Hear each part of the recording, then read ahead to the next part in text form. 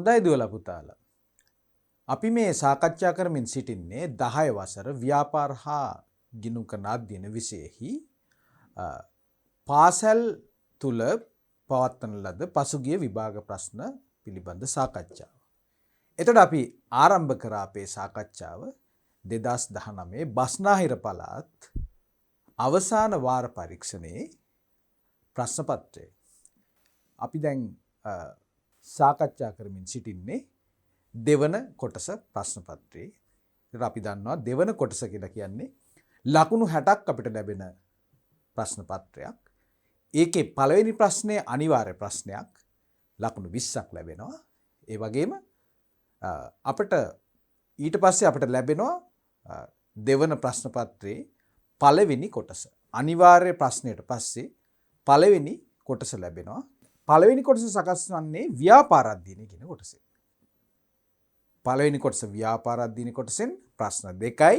එක ප්‍රශ්නයකට ලකුණු 8යි.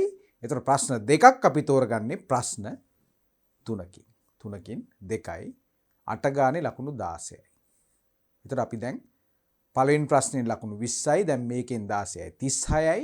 තව අපිට ඉතුරු වෙලා තියෙනවා ලකුණු 60ක් මුළු ලකුණු ලැබෙන නිසා තව ලකුණු 24ක් අපිට ඉතුරු වෙලා තියෙනවා. ඒ 24 තවත් ප්‍රශ්න දෙකකට පිළිතුරු ලිවීමෙන් අපිට උපය ගන්න පුළුවන් ප්‍රශ්න පත්‍රයේ දෙවන කොටස. එතකොට දෙවන කොටසෙන් අනිවාර්යයෙන්ම ප්‍රශ්න දෙකක් තෝරගෙන පිළිතුරු ලියන්න පුළුවන්. එතකොට ප්‍රශ්න 3කින් අපිට ප්‍රශ්න දෙකක් තෝරගන්න පුළුවන්. මෙන්න මේක තමයි අපිට ප්‍රශ්න පත්‍ර අපිට සකස් වෙන ව්‍යුහය, ඒකේ ස්ට්‍රක්චර් එක. ඉතින් මේ පිළිබඳ අවබෝධයෙන් සිටීම වැදගත් වෙන්නේ ඕගොල්ලෝ හුරුවක් පුහුණුවක් ලබා ගන්න ඕන. ඕගොල්ලන්ගේ සාමාන්‍ය පෙළ විභාග ප්‍රශ්න පත්‍රයත් මෙන්න මේ ස්ට්‍රක්චර් එකෙන් තමයි අපිට ලැබෙන්නේ. ඒක නිසා අපි කාල කළමනාකරණය, ඒ වගේම ප්‍රශ්න තෝරා ගැනීමේදී අපි උපක්‍රමශීලී විය යුතු ආකාරය මේ සියල්ල පිළිබඳ අපි අවබෝධයෙන් සිටින්න ඕන. ප්‍රශ්නයක් තෝරා ගැනීමේදී අපි බුද්ධිමත් වෙන්න ඕන. අපි දන්න කරුණු වලින් ඒ ප්‍රශ්නයට අදාළව උපරිම ලකුණු උපයන්න පුළුවන් ප්‍රශ්නේ තමයි තෝරගන්න ඕන. ඒක නිසා අඩුම ගානේ එක්වරක්වත් මේ ප්‍රශ්න පත්‍රයේ තියෙන සියලු ප්‍රශ්න කියවලා ඒ කියවන අවස්ථාවේදී ස්වයං තක්සේරුවක් කරගන්න ඕන.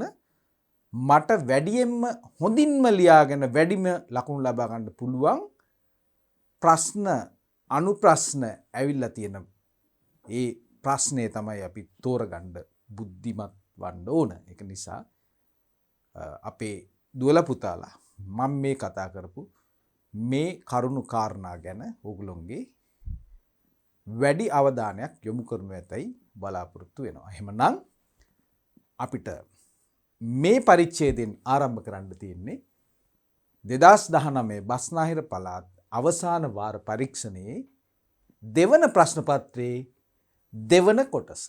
දෙවන කොටස එනම් ගිණුම්කරණය ආශ්‍රිතව අපිට ලැබෙන ප්‍රශ්න ටිකට තමයි අපි පිළිතුරු ලියන්න ඕන. හොඳයි. අපි බලමු මේකේ තියෙන ප්‍රශ්න මොනවද කියලා. ගිණුම්කරණය යන්න හඳුන්වන්න ලෙජරේ ඇති ගිණුම් වර්ග දෙකක් නම් කර ඒවායේ දිත්ත සටහන් වෙන වෙනම ලියා දක්වන්න කියලා තියෙනවා. ගිණුම් වර්ග දෙකක්. ඊට පස්සේ මේ වගේ දෙවන ප්‍රශ්නයක් තියෙනවා ගිණුම් කරන සමීකරණය ආශ්‍රිතව. ඊට පස්සේ තව තුන්වන කොටස තවත් අපිට මූල්‍ය තොරතුරු කීපයක් දීලා අපෙන් බලාපොරොත්තු වන්නේ බලන්න 2018 12/31 වන දිනට හිමිකම ගණනය කරන්න කියලා තියෙනවා. ගිණුම් කරන සමීකරණ ආශ්‍රිතව නාමල්ගේ ව්‍යාපාරය කියලා අන්තිමට අපිට මේ ගණන් ටිකක් ගිණුම් ගත කරන්න කියලා කියනවා. ඊට පස්සේ අපිට මේ ප්‍රශ්න පත්‍රයේ ලැබෙන දෙවන ප්‍රශ්නේ තමයි 6 වෙනි ප්‍රශ්නේ. අපි දැන් තෝරගන්න ඕන ප්‍රශ්න තමයි මේ තුනෙන් තමයි එකක් තෝරගන්න ඕන. දැන් අපි මේ තෝරගන්න අපිට ලැබෙන දෙවන ප්‍රශ්නය මූලික සටහන් පොත්පත් ගැන ප්‍රශ්න කරනවා. මූලාශ්‍ර ලියකියවිලි වල ප්‍රයෝජන අහනවා. ඊට පස්සේ තවත් ව්‍යාපාරයකට මුදල් ලැබෙන මාර්ග යනාදිය මුදල් පොතේ දිත්ත කාර්ය නම් කරන්න කියනවා. ඊට පස්සේ තවත් මූල්‍ය තොරතුරු ටිකක් දීලා වට්ටම් තීරු සහිත මුදල් පොත පිළියෙල කරන්න කියලා අපිට කියනවා. ඊට පස්සේ මේකේ 4 වෙනි කොටස තවත් අපිට යම් යම් ගණදෙනු කීපයක් දීලා බැංකු ප්‍රකාශයේ පැවති ශේෂය හොයන්න කියලා කියනවා. තව එක ප්‍රශ්නයක් අපිට ඉතුරු වෙලා ඇති 7 වෙනි ප්‍රශ්නය. ව්‍යාපාරික දැකිය හැකි ජංගම නොවන වගකීමක් දක්වන්නලු. ඉතාමත් සරල ප්‍රශ්නයක්. ජංගම දුරකථන බැංකුකරණයේ වාසි අපිට කරුණු වශයෙන් ලියන්න පුළුවන් ප්‍රශ්නයක් ඒකේ තියෙන්නේ. ඊට පස්සේ නැවත වතාවක් අපිට ගණදෙනු කීපයක් ලැබෙනවා. ඒ ආශ්‍රයෙන් අපිට මොකද්ද කරන්න තියෙන්නේ? විශ්ලේෂණ තීරු සහිතව සුළු මුදල් පොත පිළියෙල කිරීම. ඊට පස්සේ ඒකේ 4 වෙනි කොටස නැවත වතාවක් අපිට මේ වගේ ශේෂ පිරික්සුමක් ආශ්‍රයෙන් ප්‍රශ්න ටිකක් අහන්න සූදානම් කරලා තියෙනවා. වැරදි නිවැරදි කිරීමේ ජර්නල් සටහන් සහ අවිනිශ්චිත ගිණුම. මෙන්න මේ ටික තමයි අපිට ලැබෙන ප්‍රශ්න ටික. ඒකට මේක මේ විදිහට පොඩ්ඩක් උඩින් කියවගෙන ගිහිල්ලා අපි මොකද්ද කරන්න ඕන? මුලින්ම අපි සූදානමක් වෙන්න ඕන, සැලසුම් කරගන්න ඕන අපි කුමන ප්‍රශ්න වලටද පිළිතුරු ලියන්න අපි තෝරගන්නේ කියලා. එහෙමනම් අපි මේ සාකච්ඡාවේදී අපි මේ සියලු ප්‍රශ්න පිළිබඳව අපි සාකච්ඡා කරනවා. අපි අධ්‍යයන කිරීමේ පරමාර්ථයෙන්. නමුත් විභාගයේදී ඔයගොල්ලෝ ප්‍රශ්න 2ක් පමණයි මේකෙන් තෝරගෙන පිළිතුරු ලියන්න ඕන. මේ කාරණා හිතේ තියාගෙන අපි එහෙමනම් 5 වෙනි ප්‍රශ්නය ඒකට පිළිතුරු සපයන්න මෙසේ සූදානම් වෙමු. ගිණුම් කරණය යන්න හඳුන්වන්න කියන එක තමයි ආ කොටසෙන් අපෙන් ඉල්ලා සිටින්නේ. එහෙමනම් අපි බලමු මොකක්ද ගිණුම් කරණය කියලා කියන්නේ කියලා. ගිණුම් කරණය පිළිබඳව අපි අධ්‍යයනය ආරම්භ කරන දිනේදී අපි මේ ගැන සාකච්ඡා කරා. දුවේ පුතේ මොකක්ද එහෙමනම් ගිණුම් කරණය කියලා කියන්නේ? ඇයි මේ ක්‍රියාවලියක් අපි පවත්වාගෙන යන්නේ? අපි දන්නවා ව්‍යාපාරයක් කියලා කියන්නේ භාණ්ඩ හා සේවා සැපීමේ ආර්ථික කටයුත්තක්. එම නේද? කිසියම් මිනිස් අවශ්‍යතාවයක් සම්පූර්ණ කර ගැනීම සඳහා භාණ්ඩ හෝ සේවාවන් සැපීමේ ආර්ථික කටයුත්තක්. එතකොට මේ වගේ ව්‍යාපාරයක මේ ගිණුම්කරණය කියන එකෙන් කුමන කාර්යභාරයක්ද ඉෂ්ට කරන්නේ? ඇයි ගිණුම්කරණයක් අපි සිද්ධ කරන්නේ?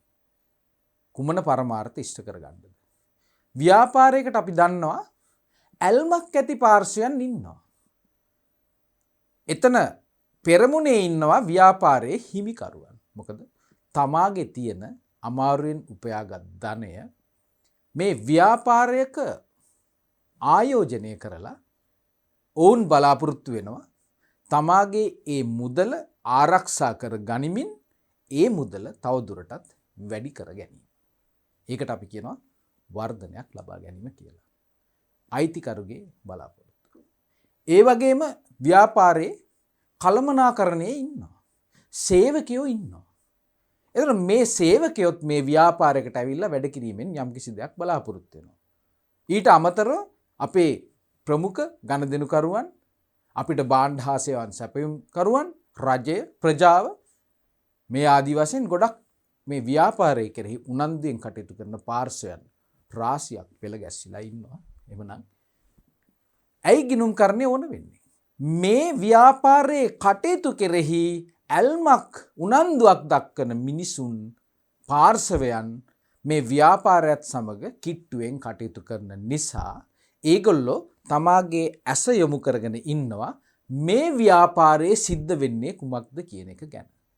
ඇයි තමා උනන්දුවෙන් කටයුතු කරන්නේ මේ ව්‍යාපාර සමග යම්කිසි සම්බන්ධතාවයක් තියෙන නිසා.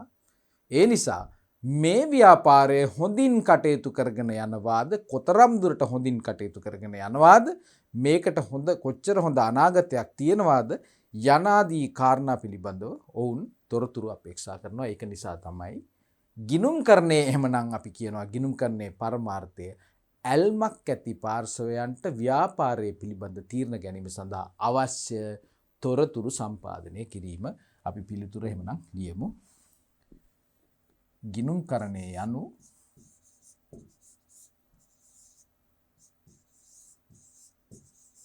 අපි ඉතා කෙටියෙන් මේ පිළිතුර සියලු කාරණා අන්තර්ගත කරලා දුන්නොත් අපිට මුළු ලකුණු ටික උපයන්න පුළුවන්. එහෙමනම් අපි නිර්වචනයක් තමයි මෙතනින් බලාපොරොත්තු වෙන්නේ. ගිණුම් කර්ණය යනු ව්‍යාපාරයක ඇල්මැති පාර්ශවයන්ට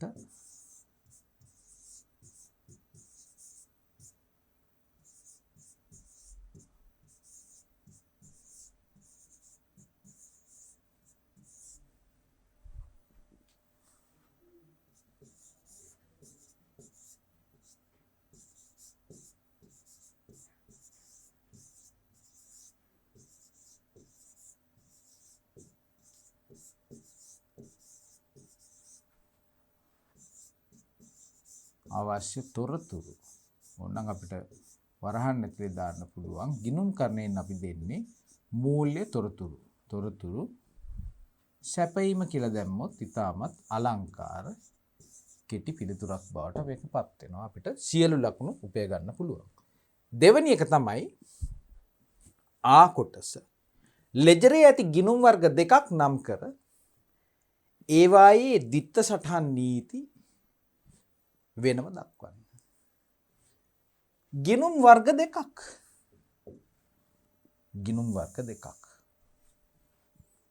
එහෙමනම් අපිට මතක් වෙන්න ඕන ගිණුම් වර්ග කියන්නේ මොනවද කියලා. දුවලා පුතාලට මතක් වෙනවද මොනවද ගිණුම් වර්ග කියලා? මොනවද ගිණුම් කියලා කියන්නේ? මොනවද ගිණුම් කියන්නේ? ගිණුම් සඳහා පාදක වෙන්නේ කුමක්ද? මේ ඔස්සේ තමයි අපිට මේකට අවශ්‍ය පිළිතුරු ගොඩනගන්න සිද්ධ වෙන්නේ. ගිණුම් කියලා කියන්නේ දුවේ පුතේ ව්‍යාපාරයේ සිදුවන ගණදෙනු සහ සිද්ධීන්. ප්‍රමුඛ වශයෙන් ගණදෙනුවක් කියලා කියන්නේ පාර්ශ්වයන් දෙකක් අතර වෙන හුවමාරුවක්. එතකොට මේ ව්‍යාපාර කටයුතු කෙරෙහි ඒහා අදාළව සිදුවෙන ගණදෙනු. යම්කිසි සම්පත් හුවමාරුවක් නිසා සිද්ධ වන හුවමාරුවක් තමයි ගණදෙනුවක් කියලා කියන්නේ. එවනම් මේ ගණදෙනු සහ සිද්ධීන් ආශ්‍රයෙන් තමයි ව්‍යාපාරවල මේ ගණන් සම්බන්ධ එහෙම නැත්නම් අපි ගිණුම් කියලා කියනවා. ඒ ගණදෙනු තමයි අපි මේ ආකාරයෙන් ගිණුම් ගත කරන්නේ. එතකොට ගිණුම් කරන මූලධර්ම පිළිබඳ අධ්‍යයනය කිරීමේදී අපි කියවා ගිණුම් කරන මූලධර්ම කීයක් තියෙනවද?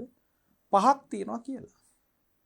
වෙනත් විදිහකින් කිව්වොත් එහෙම ගිණුම් වර්ග 5ක් තියෙනවා කියලා. දැන් මතක් වෙනවද මොනවද මේවා කියලා? ඕනම ගණදෙනුවක් අපි ගිණුම් ගත කරන්න ඕනේ. එසේ කිරීමේදී ඒ සියලුම ගිණුම් වර්ග 5කට අපි ගොඩවල් 5කට දාගන්නවා. ඒක තමයි මම මේ අහන්නේ මොනවද කියලා. අපි මේවට කියනවා වත්කම්, වගකීම්, හිමිකම්, ආදායම් සහ වියදම්. ව්‍යාපාරයක සිද්ධ වෙන ඕනම ගණදෙනුවක් මෙන්න මේ කියන 5 කොටාසෙන් එකකට අපිට දාන්න පුළුවන්. දෙකකට දාන්න අවශ්‍ය වෙන්නේ නැහැ. එකකට දාන්න පුළුවන් ඕනම ගණදෙනුවක්. හොඳයි. එතකොට අපි බලමු මේකෙන් අහන්නේ අපිට ගිණුම් වර්ග දෙකක් නම් කර දිත්ත සටහන් නීතිය. මොකද දිත්ත සටහන් නීතිය කියලා කියන්නේ? දිත්ත සටහන් නීතිය කියලා කියන්නේ මේ ගණදෙනු ව්‍යාපාරයක ගිණුම් ගත කිරීමේදී එහෙම නැත්නම් ගණදෙනු වාර්තාකරණයේදී ඊටමත් පහසු හොඳ ක්‍රමවේදයක් නිර්මාණය කළා ලූකා පැසියෝලි කියන පියතුමා. ඔහුගේ ඒ ක්‍රමවේදයට තමයි අපි කියන්නේ දිත්ත සටහන් න්‍යාය කියලා. දිත්ත සටහන් න්‍යායත් එක්ක ඕනම ගණදෙනුවක් පැති දෙකකින් අපි ව්‍යාපාරයේ සටහන් කරගන්නවා දෘෂ්ටි කෝණ දෙකකින්. ඒකට පදනම් වන්නේ අහගන්න මේක ඉතාමත් වැදගත් කරුණක්. මේ දිත්ත සටහන් න්‍යායට පාදක වෙන්නේ මොකද්ද? ව්‍යාපාරයේ හිමිකාරත්වය අපි නිර්වචනය කරන්න යනකොට. ව්‍යාපාරයට හිමි වෙන්නේ මොනවද? වත්කම්. ඕනම දෙයක් අපි ආයෝජන ඊට පස්සේ අපි මිලදී ගැනීම යනාදී වශයෙන් අපි ව්‍යාපාරයේ කටයුතු කිරීම සඳහා අපි වත්කම් අත්පත් කරගන්නවා. මේ වත්කම් භාවිතයෙන් තමයි අපි ආදායම් සහ ආදායම් වියදම් කරමින් ආදායම් උපදවන්නේ. එහෙම කර අපි ලාභය වැඩි කරගන්නේ. එහෙමනම් ව්‍යාපාරයක් කාටද අයිති කියන දෘෂ්ටි කෝණය තමයි අපි මෙතනින් හඳුනා ගන්න උත්සාහ කරන්නේ. ව්‍යාපාරයට අපි වත්කම් ටිකක් පවරනවා. එතකොට මේ ව්‍යාපාරය කියලා කියන්නේ තව කාට හරි අයිති දෙයක්. ව්‍යාපාරයක ඉන්නේ අජීවී පුද්ගලයෙක්. එහෙමනම් මේ ව්‍යාපාරයේ තියෙන දේවල් අයිති සජීවී පුද්ගලයන් තමයි ව්‍යාපාරයේ අයිතිකරුවන් සහ ව්‍යාපාරය කෙරෙහි උනන්දුවක් දක්වන වෙනත් අය.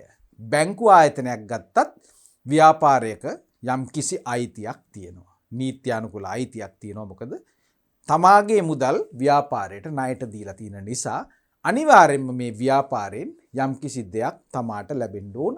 තමාගේ ආයෝජනය සුරක්ෂිත වෙන්න ඕන.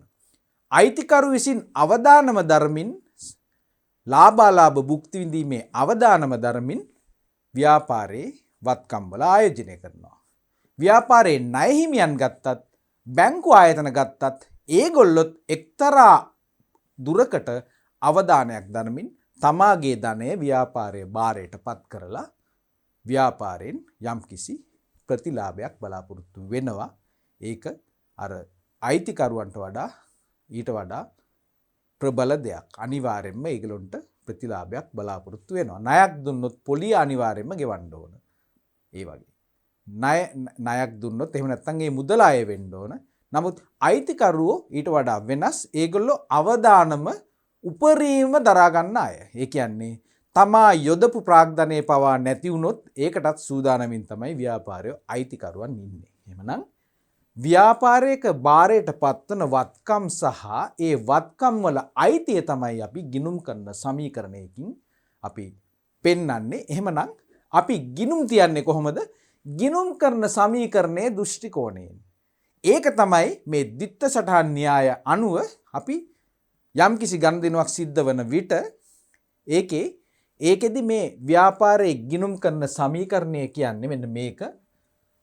වත්කම් අපි මෙතනම ලියමු. ගිණුම් කරන සමීකරණ මේක අතිරේක කරුණක් දැන ගැනීම සඳහා වත්කම් සමානයි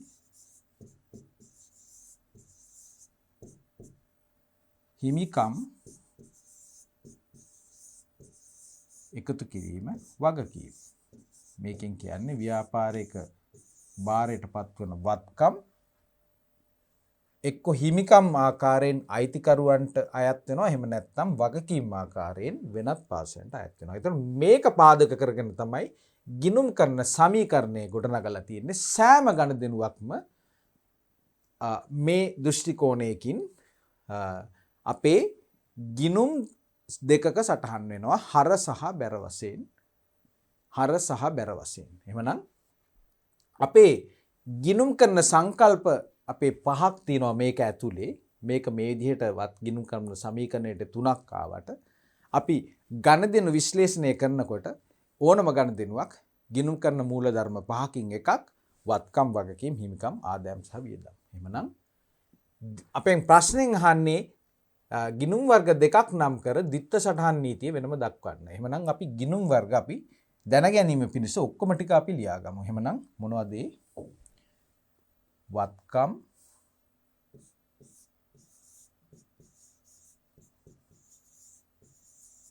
දෙක වගකීම්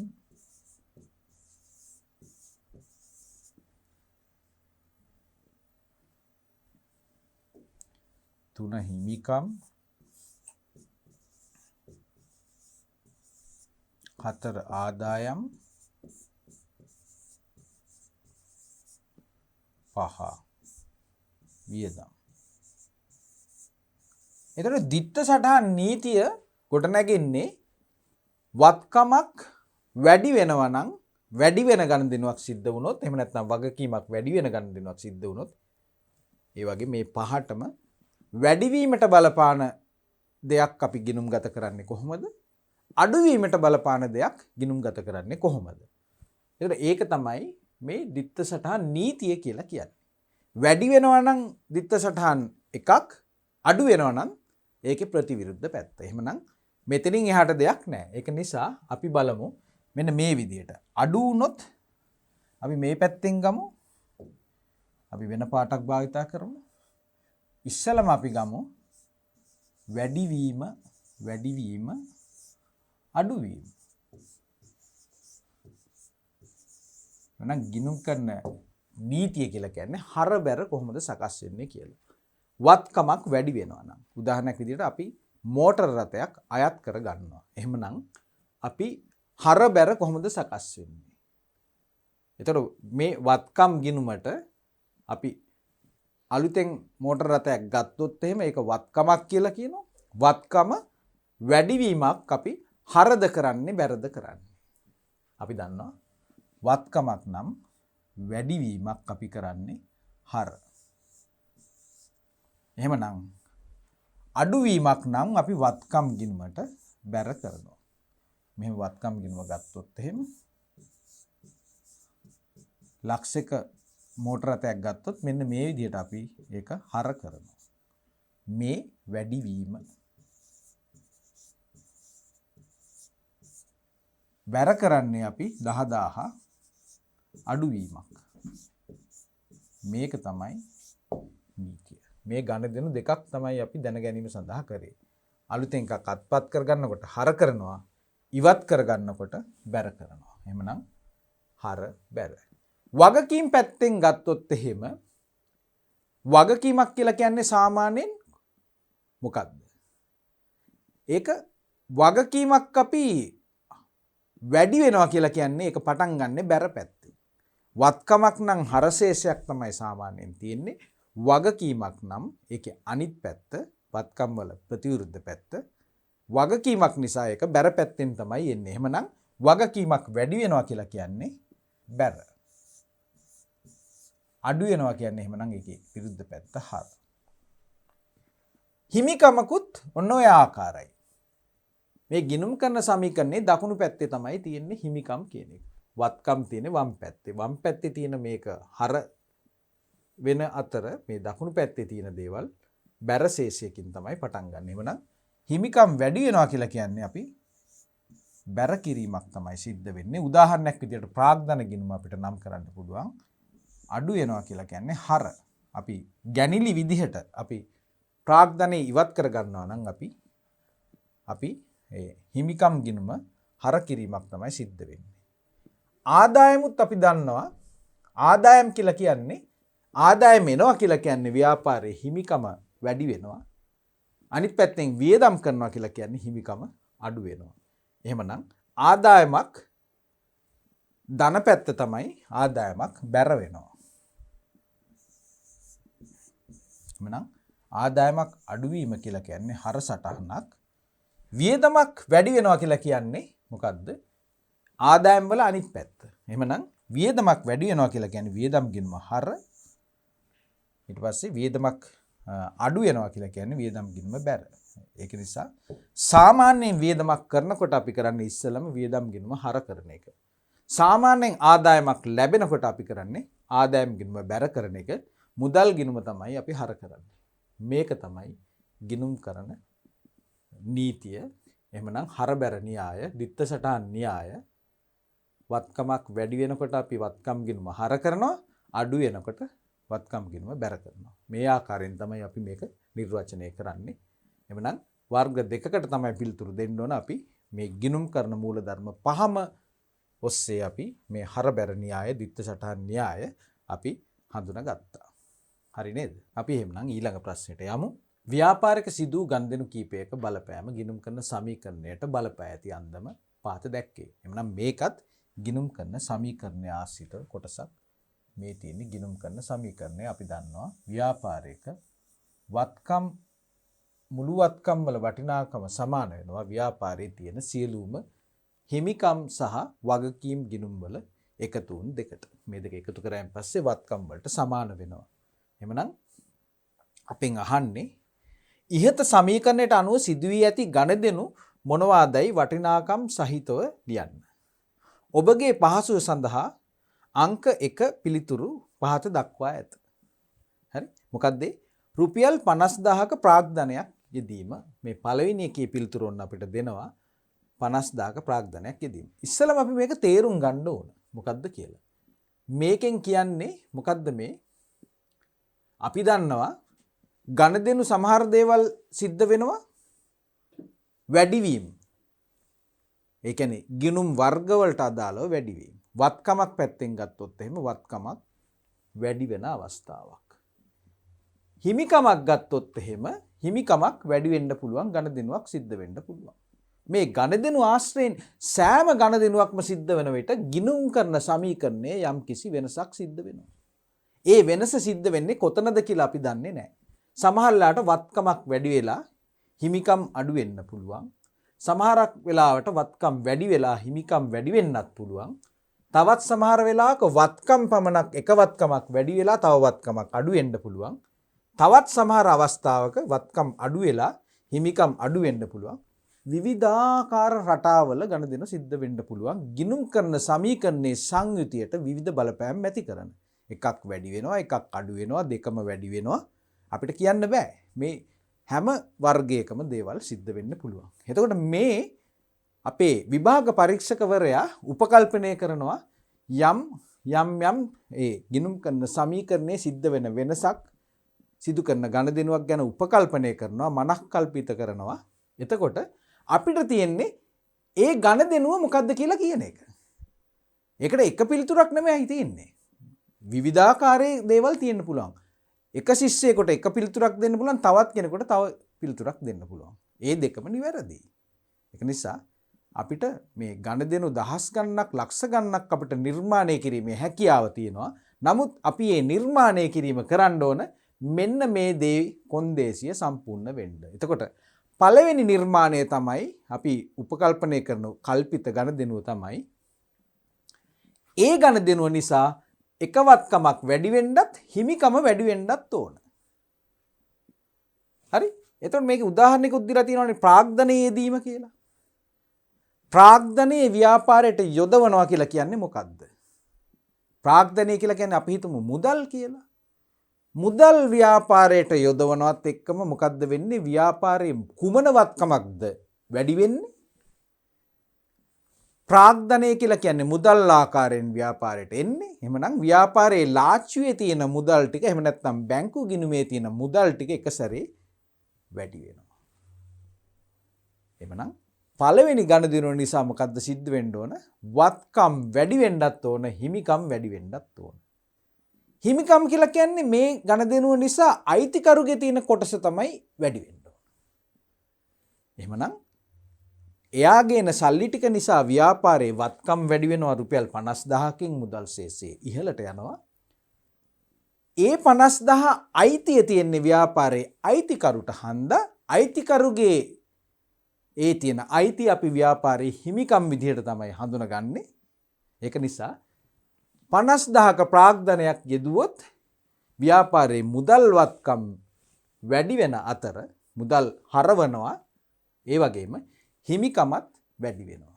එhmenan මේ ගණදෙනුව මෙන්න මේ කොන්දේසි දෙක සම්පූර්ණ වෙන විදිහට තමයි දීලා තියෙන්නේ. මේ ගණදෙනුව නිසා වගකීම් වලට කිසිම බලපෑමක් නැහැ. මක් නිසාද යත් මේ 50000 ප්‍රාග්ධනයක් විදිහට අයිතිකරු විසින් ගෙන එන නිසා. එහෙමනම් අපිට දැන් තියෙන අභියෝගය තමයි මෙන්න මේ දෙවන ගණදෙනුව නිර්මාණය කිරීම. දෙවන ගණදෙනුව මොකක්ද? ඒක ලේසි ගණදෙනුවක්. ඒකෙදි වෙන්නේ වත්කම් පැත්ත තමයි වෙනස් වෙන්නේ. එක වත්කමක් වැඩි වෙනවා, තව වත්කමක් අඩු වෙනවා. කාටද මේකට උත්තරයක් දෙන්න පුළුවන්? එක වත්කමක් වැඩි වෙනවා, තවත් වත්කමක් අඩු වෙනවා. අපි හිතමු භාණ්ඩ මිලදී ගැනීම. එහෙම නැත්නම් අපි හිතමු මෝටර රථයක් මිලදී ගැනීම. ස්ථාවර වත්කමක්. එහෙමනම් අපි මේක ලියමු. මෙන්න උදාහරණේ රුපියල් ලක්ෂ 20කට 2.0 ලක්ෂ 20කට මෝටර රථයක් මිලදී ගැනීම. ණයට නෙමෙයි ගන්නේ, මුදල් දීලා ගන්නේ.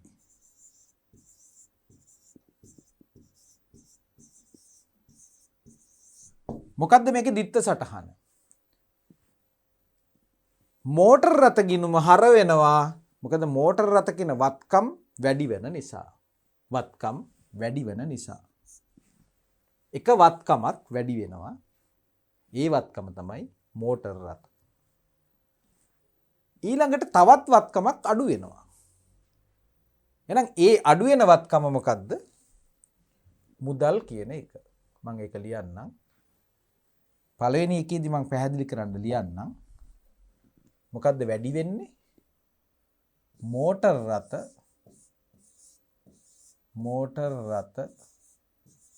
වත්කම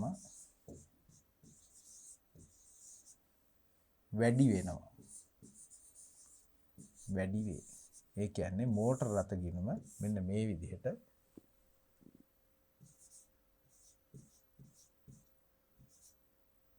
දෙකයි බිංදු 6යි. මෝටර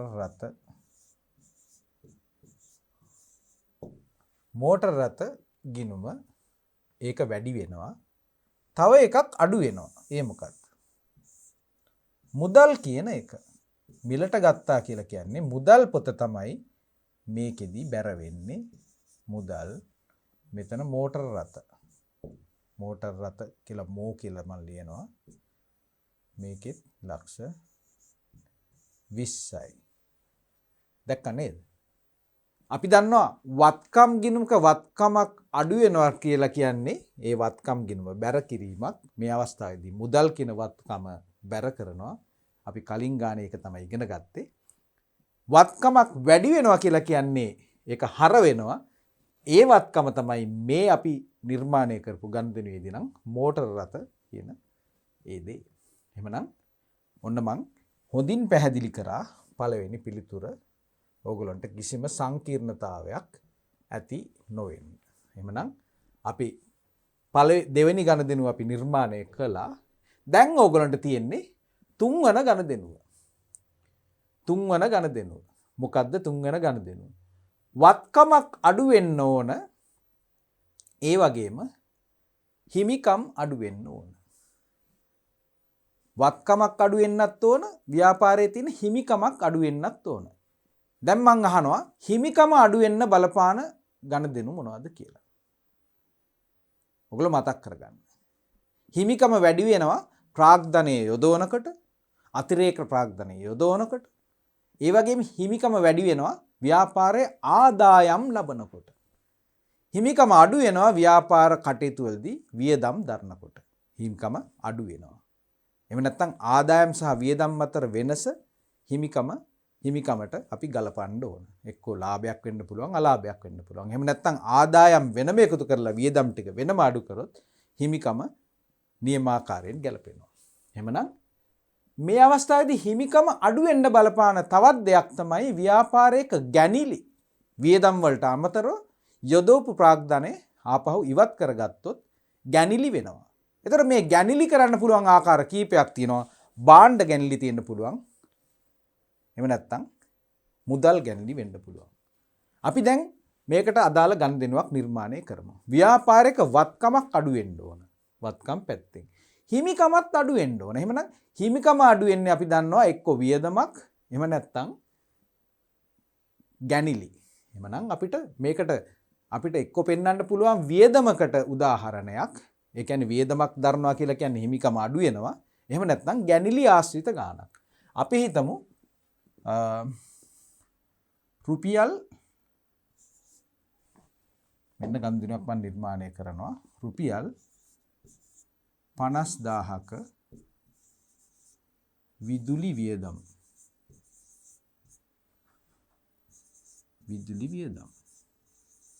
ව්‍යාපාරයේ විසින් 50000ක් විදුලි වියදම් ගෙවනකොට ව්‍යාපාරයේ මුදල් අඩු වෙනවා 50000කින් වත්කමක් අඩු වෙනවා. ඒ වගේම වියදමක් නිසා හිමිකම අඩු වෙනවා. තවත් ඕනනම් අපිට කියන්න පුළුවන් රුපියල් 20000ක් වටිනා භාණ්ඩ අයිතිකරුගේ පුද්ගලික පරියෝජනය සඳහා ඉවත් කර ගැනීම. එහෙමනම් භාණ්ඩ ගන්නවා කියලා කියන්නේ ගැනිලි ගිණුම හර වෙනවා. භාණ්ඩ තොග වලින් තමයි ඒක අඩු වෙන්නේ. ව්‍යාපාරයේ තියෙන භාණ්ඩ තොග වලින් අපි කොටසක් අඩු වෙනවා, වත්කමක් අඩු වෙනවා. ඒ කියන්නේ වත්කමක් අඩු වෙනවා. භාණ්ඩ තොග වත්කම අඩු වෙනවා. ඒ වගේම හිමිකමත් අඩු වෙනවා. ඒ කියන්නේ තමා යොදවපු ප්‍රාග්ධනය ගෙදර ගෙනිච්චා වගේ තමයි ඒකේ බලපෑම. ඒක නිසා තමයි ගැනිලි රුපියල් 20000ක් ගත්තොත් භාණ්ඩ එහෙම නැත්නම් මුදල් අඩු වෙලා එයාගේ හිමිකමත් අඩු වෙනවා. දෙපැත්තම අඩුවීමක් තමයි සිද්ධ වෙන්නේ. දැන් අපිට නිර්මාණය කරන්න තියෙන්නේ වත්කමක් වැඩි වෙලා වගකීමක් වැඩි වෙන එක. එහෙමනම් අපි හිතමු අපි මෝටර් රථයක් ණයට ගැනීම රුපියල් ලක්ෂයකට. එහෙම නැත්නම් රුපියල් ලක්ෂයකට මොකද්ද මෙතන වැඩි වෙන්න ඕන වත්කමක්. එහෙමනම් රුපියල් ලක්ෂයකට ලී බඩු වගකීමක් වැඩි වෙනවා. හිමිකම නෙමෙයි. වගකීමක් වැඩි වෙන්නේ. එහෙමනම් ණයට ගත්තොත් මොකද්ද වෙන්නේ? ලී බඩු ණයට ගැනීම. ණයට ගැනීම. ඒක නිසා වගකීමක් මේ ලී බඩු සපයපු පුද්ගලයාට ව්‍යාපාරයෙන් වගකීමක් නිර්මාණය වෙනවා. වගකීමක් වැඩි වෙනවා. තුන්වෙනි ගනුදෙනුවත් අපි කළා. ඊට පස්සේ හතරවෙනි ගනුදෙනුව තමයි මෙන්න ගිණුම් කරන සමීකරණේ තැන් දෙකකට බලපානවා. ඔන්න මතක තියාගන්න. ගනුදෙනු නිසා ගිණුම් කරන සමීකරණයට විවිධාකාර බලපෑම් එල්ල වෙන්න පුළුවන්. එතකොට මේ ගනුදෙනු නිසා තැන් දෙකකට බලපෑමක් ඇති වෙනවා. වත්කම් එක පැත්තකින් අඩු වෙනවා. අනිත් පැත්තෙන් වත්කමක් වැඩි වෙනවා. අනෙක් පැත්තෙන් හිමිකමත් වැඩි වෙනවා. දැන් අපි කිව්වා හිමිකම වැඩි වෙන්න නම් බලපාන දේවල් මොනවද? ව්‍යාපාරයෙන් ලබන විවිධාකාර ආදායම් සහ ආදායම් ලැබීම්. එහෙම නැත්නම් ව්‍යාපාරිකයා විසින් අතිරේක ප්‍රාග්ධනයක් ව්‍යාපාරයට ආපහු ගෙනල්ලා දැම්මොත්. මෙන්න මේ ආකාර දෙකෙන් තමයි හිමිකම වැඩි වෙන්නේ. අලුතෙන් ප්‍රාග්ධනය රැගෙන ඒම සහ අපි කිව්ව ඊළඟ දේ තමයි ව්‍යාපාරයට ආදායම් ලැබීම. ආදායම් එකතු වීම. ඒකෙන් හිමිකම් වැඩි වීමට බලපානවා. එහෙම නැත්නම් අතිරේක ප්‍රාග්ධනයක් යෙදීම. ආරම්භක ප්‍රාග්ධනයට පස්සේ අතිරේක ප්‍රාග්ධනයක් සහ ව්‍යාපාරයේ ආදායම් ලැබීම තමයි හිමිකම් වැඩි වෙන්න හේතු වෙන්නේ.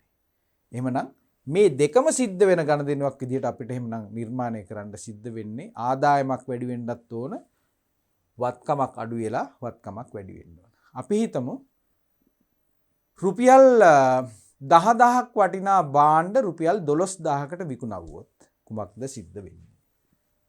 ඒක තමයි මම දෙන උදාහරණේ. රුපියල් 10000ක් වටිනා භාණ්ඩ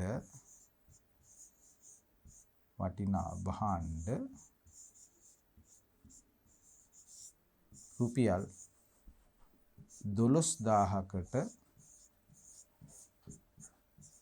විකිණීම. දැන් බලන්න මේකෙන් ඉස්සෙල්ලම එක වත්කමක් අඩු වෙන්න ඕන. භාණ්ඩ 10000ක් වටිනා භාණ්ඩ විකුණනවා කියලා කියන්නේ භාණ්ඩ තොග ව්‍යාපාරයෙන් ඉවත් වෙනවා. භාණ්ඩ තොග කියන වත්කම අඩුවීමක් සිද්ධ වෙනවා රුපියල් 10000ක්. අනෙක් පැත්තෙන් ආය වත්කමක් වැඩි වෙනවලු. මොකද්ද? අපි හිතමු මේ භාණ්ඩ විකුණන්නේ මුදලට කියලා. රුපියල් 12000ක් සල්ලි එනවා. 10000ක භාණ්ඩ එළියට යනවා. 12000ක් මුදල් එකතු වෙනවා. එතන මුදල් කියන්නේ නැවත වතාවක් වත්කමක්. මුදල් ඉහළට යනවා. භාණ්ඩ ටික අඩු වෙලා ඊට වඩා වැඩි බලපෑමකින් රුපියල් 2000ක් වැඩියෙන් මුදල් එකතු වෙනවා රුපියල් 12000ක්. එහෙමනම් මෙන්න මේ කොන්දේසිය සම්පූර්ණ වෙනවා. නමුත් මේක ද්විත්ව සටහන් අනුව තියෙනකොට ගණදෙනුව අපිට තාම සම්පූර්ණ කරන්න බෑ. ඇයි? 10000ක් භාණ්ඩ එළියට ගියාට 12000ක් ආපහු එනවා. එහෙමනම් මොකද්ද සිද්ධ වෙන්නේ? අර 2000 මොකද්ද? ඒ 2000 රුපියල් 2000 කියන්නේ ලාභය. ඒක ලාභයක්. 10000ක් වටිනා භාණ්ඩ 12000කට විකුණනවා. එහෙමනම් ලාභයක් ඇති වෙනවා කියලා කියන්නේ මේ අවස්ථාවේදී හිමිකම වැඩි වෙනවා. ඇයි ඒ? මෙතනදී වියදමකුත් තියෙනවා ඒ රුපියල් 10000යි. වියදම් හිමිකම අඩු වෙන්න බලපානවා. ආදායම් හිමිකම වැඩි වෙන්න බලපානවා.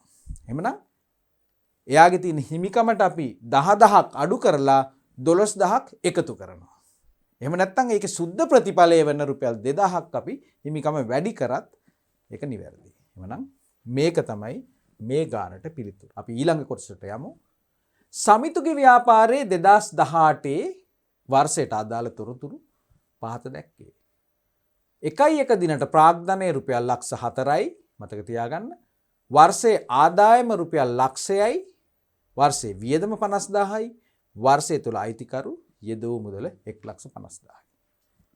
මේ සමිතුගේ ව්‍යාපාරයේ වසරක් තුල සිදුවෙච්ච සියලුම දේවල් සාරාංශගත කරලා මූල්‍ය තොරතුරක් විදිහට අපිට මෙන්න මේ වගේ ස්ටේට්මන්ට් එකක් අපිට ලැබෙනවා. ප්‍රකාශයක් ලැබෙනවා. ප්‍රාග්ධනය අවුරුද්ද මුල තියෙනවා ලක්ෂ 4ක්. වර්ෂය තුල සියලුම ආදායම් රුපියල් ලක්ෂයයි සියලුම වියදම් 50000යි. අයිතිකරු අමතරව යොදවනවා තවත් 1,50,000ක්. 4 ලක්ෂයට අමතරව හිමිකම වැඩි වෙනවා.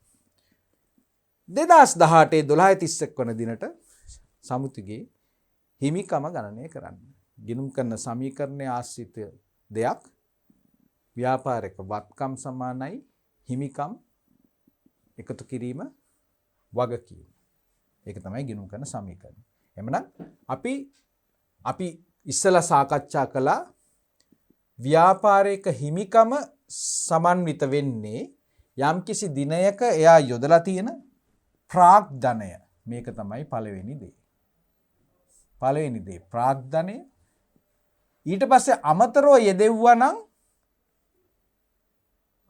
යෙදෙව්වා නම් ඒකෙන් හිමිකම වැඩි වෙනවා. 2. ඊටත් අමතරව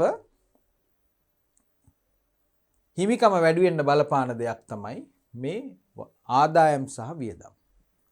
ආදායම් නිසා හිමිකම වැඩි වෙන අතර වියදම් නිසා හිමිකම අඩු වෙනවා. එහෙමනම් මෙන්න මේ ටික දුවේ පුතේ අපි ඔළුවේ තියාගත්තොත් අපිට හිමිකම ඉතාමත් පහසුවෙන් ගණනය කරන්න පුළුවන් අපිට ලබා දෙන තොරතුරු ආශ්‍රයෙන්. හිමිකම කියන්නේ දැනට තියෙන හිමිකම. ඒකට අලුතෙන් අපි ප්‍රාග්ධනයේ යෙදෙව්වොත් හිමිකම වැඩි වෙනවා අපි දන්නවා. ආයි අලුතෙන් ප්‍රාග්ධනයක් යෙදෙව්වා කියන්නේ ව්‍යාපාරයට මුදල් එකතු වෙලා ව්‍යාපාරය අයිතිකරුට තියෙන හිමිකම වැඩි කරලා දානවා එම ප්‍රමාණයෙන්. අලුතෙන් එකතු කරන එකෙන්. ඊට අමතරව මෙන්න මේ දෙකේ බලපෑම. ආදායම් සහ වියදම් වල බලපෑමත් අපිට ගලපන්න සිද්ධ වෙනවා මේකට. ඒක නිසා මෙන්න මේ වගේ ආකෘතියකින් අපිට මේ හිමිකම අපිට ගණනය කරන්න පුළුවන්. එහෙමනම් අපි බලමු 2018 12/31 වන දිනට හිමිකම. ඒක නිසා අපි බලමු ඉස්සලම 2018 1 ප්‍රාග්ධනය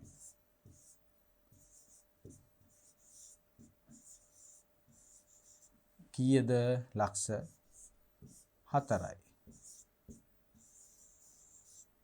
ඊට අමතරව අපි දන්නවා අපි එකතු කරනවා අමතර ප්‍රාග්ධනයක් යොදනවා කියන්නේ වර්ෂය තුල හිමිකම වැඩි වෙන්න බලපානවා. ඒක නිසා තමයි මම ඒක එකතු කරන්නේ.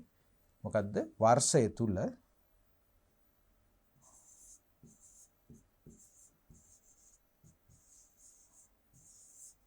යෙදූ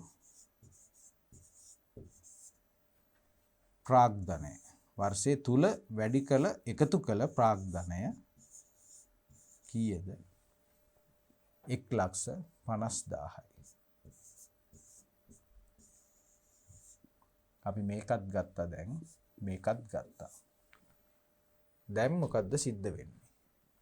අපි දන්නවා ආදායම් නිසා හිමිකම වැඩි වෙනවා. එහෙමනම් ආදායමත් අපි මේකට එකතු කරනවා.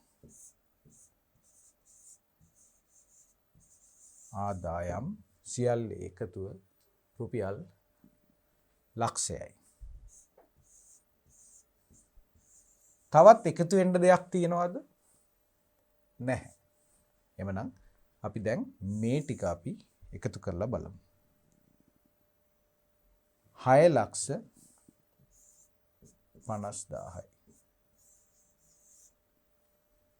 6,50,000.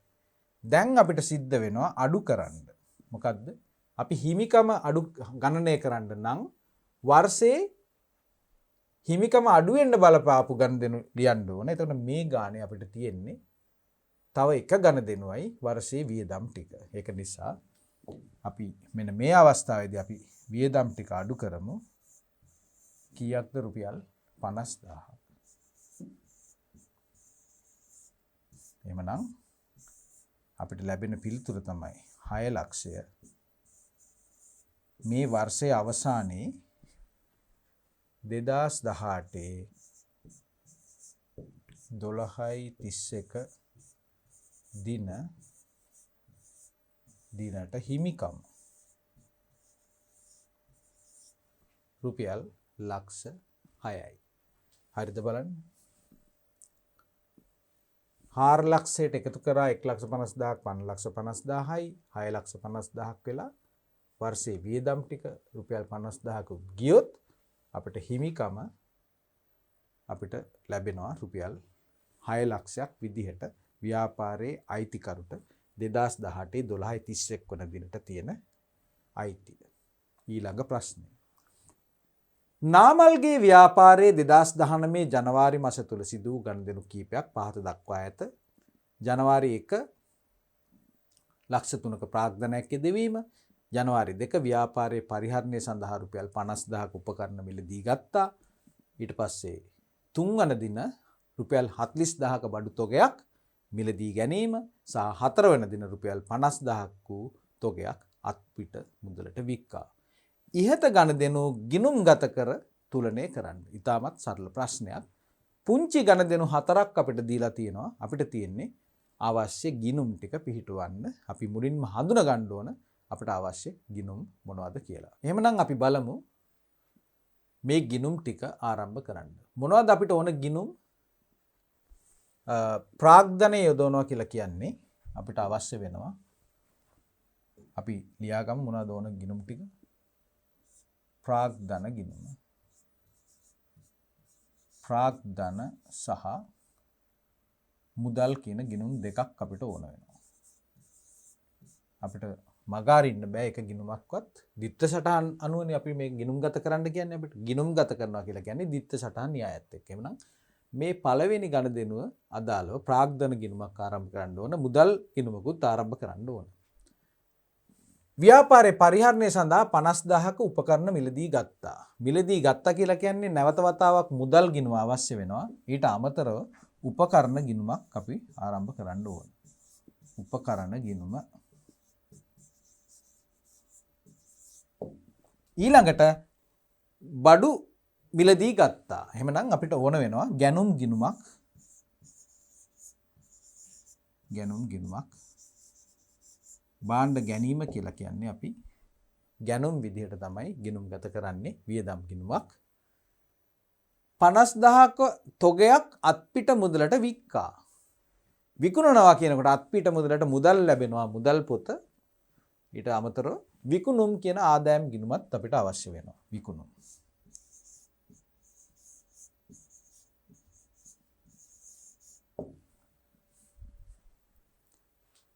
එමනම් මෙන්න මේ ගිණුම් හතර තමයි අපිට අවශ්‍ය වෙන්නේ. අපි දැන් මේ ගිණුම් අපි ආරම්භ කරමු.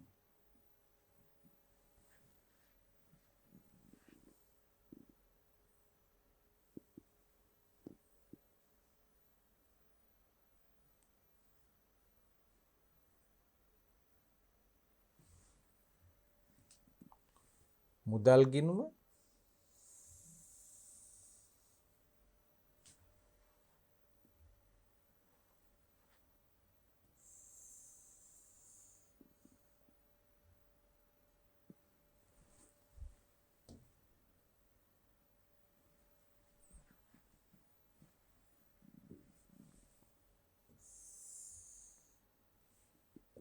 දිනය,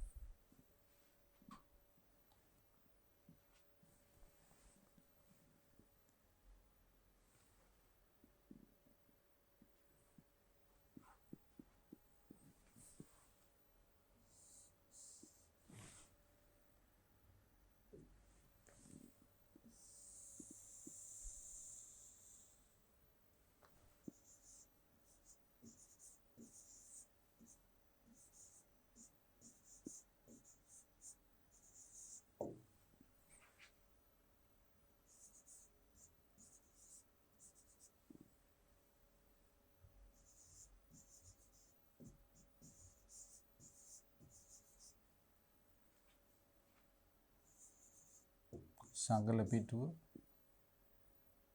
වටිනාකම.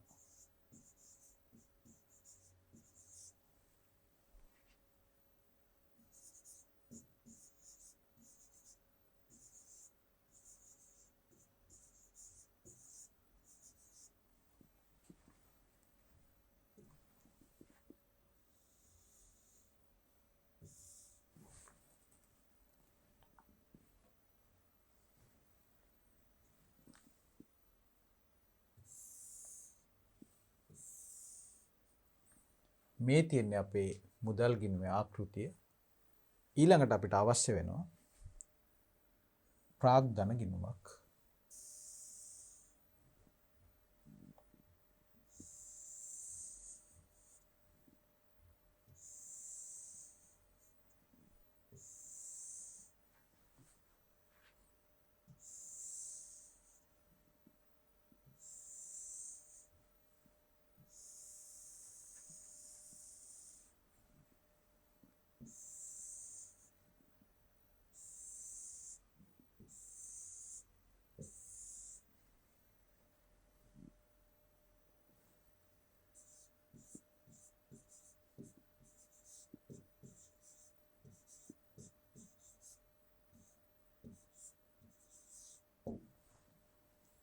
ඊළඟට අපිට අවශ්‍ය වෙනවා උපකරණ ගිණුමක්.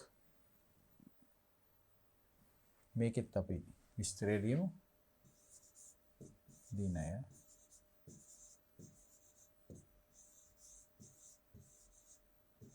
සංගල පිටුව වටිනාකම.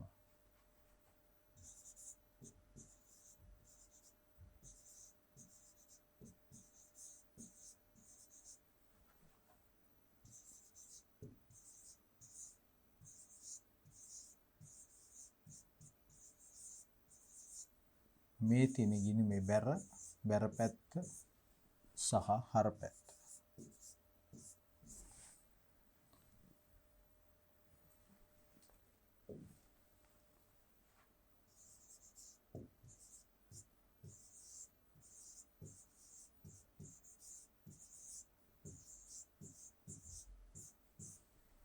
බැර සහ හර. ඊළඟට අපි දන්නවා අපිට අවශ්‍ය වෙනවා උපකරණ ගිණුම, ගැනුම් ගිණුම, විකුණුම් ගිණුම.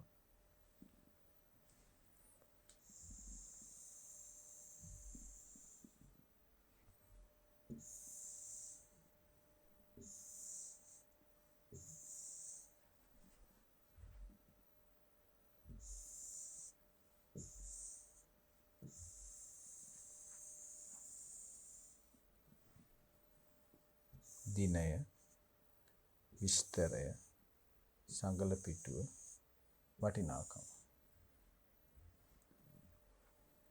මේ තියෙන්නේ අපට අවශ්‍ය වෙන ඊළඟ ගිණුම් විශේෂයේ උපකරණ ගිණුම.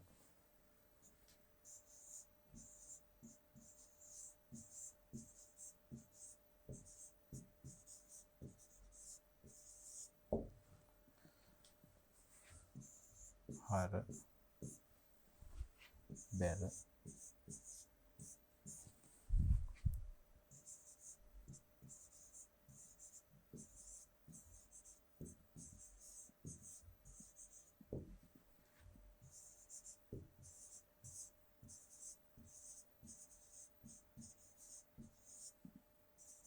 දිනය,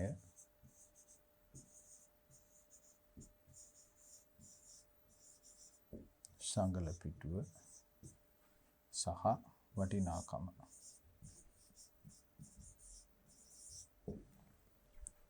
අපි දැනට මේ ගිණුම් ටිකට අදාළ ගනුදෙනු ටික ගිණුම්ගත කරමු.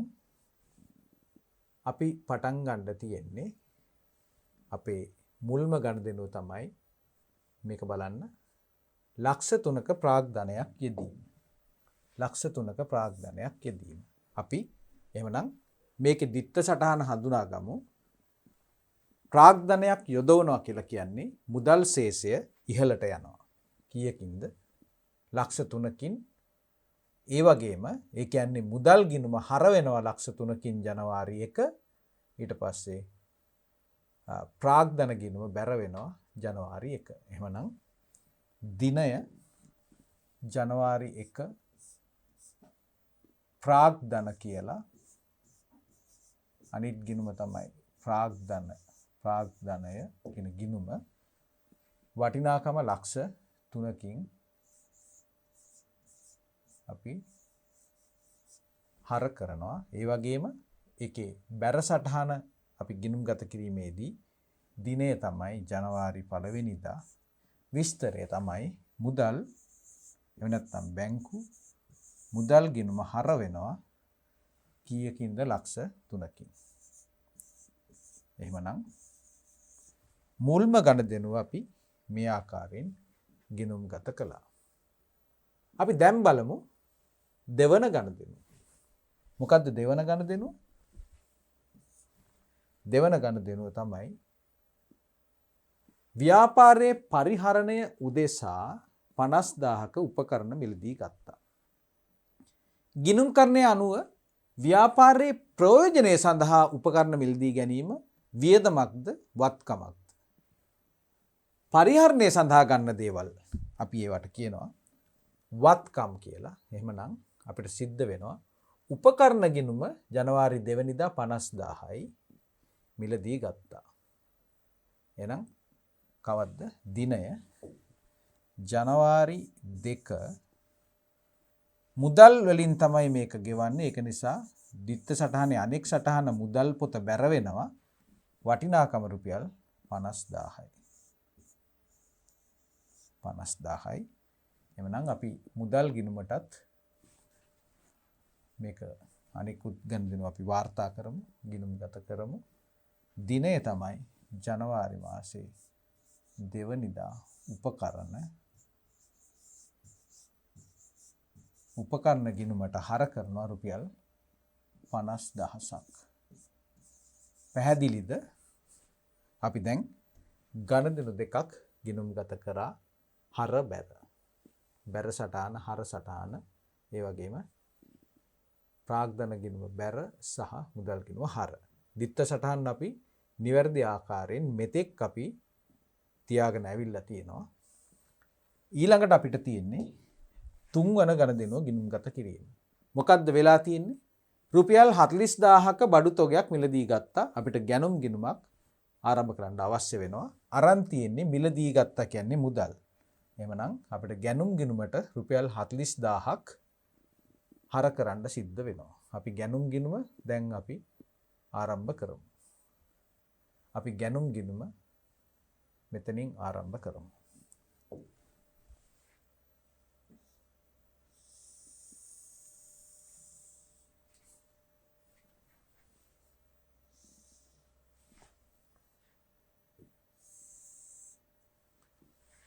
දිනය,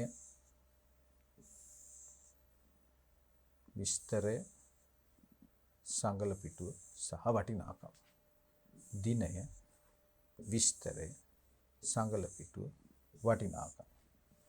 ශීර්ෂ පාඨ තැබීම සඳහා අපි මේ කොටස වෙන් කරනවා. ඊට පස්සේ අපි මේ ගිණුම අපි නම් කරමු. මොකද්ද?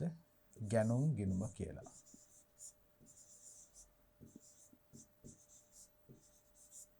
ගැනුම් ගිණුම වියදම් ගිණුමක්. වැඩිවීම හර පැත්තෙත්, අඩුවීම බැර පැත්තෙත් අපි දිත්ත සටහන් වලින් පෙන්වන්න පුළුවන්. දිනය, විස්තරය, සංගල පිටුව සහ වටිනාකම. දිනය,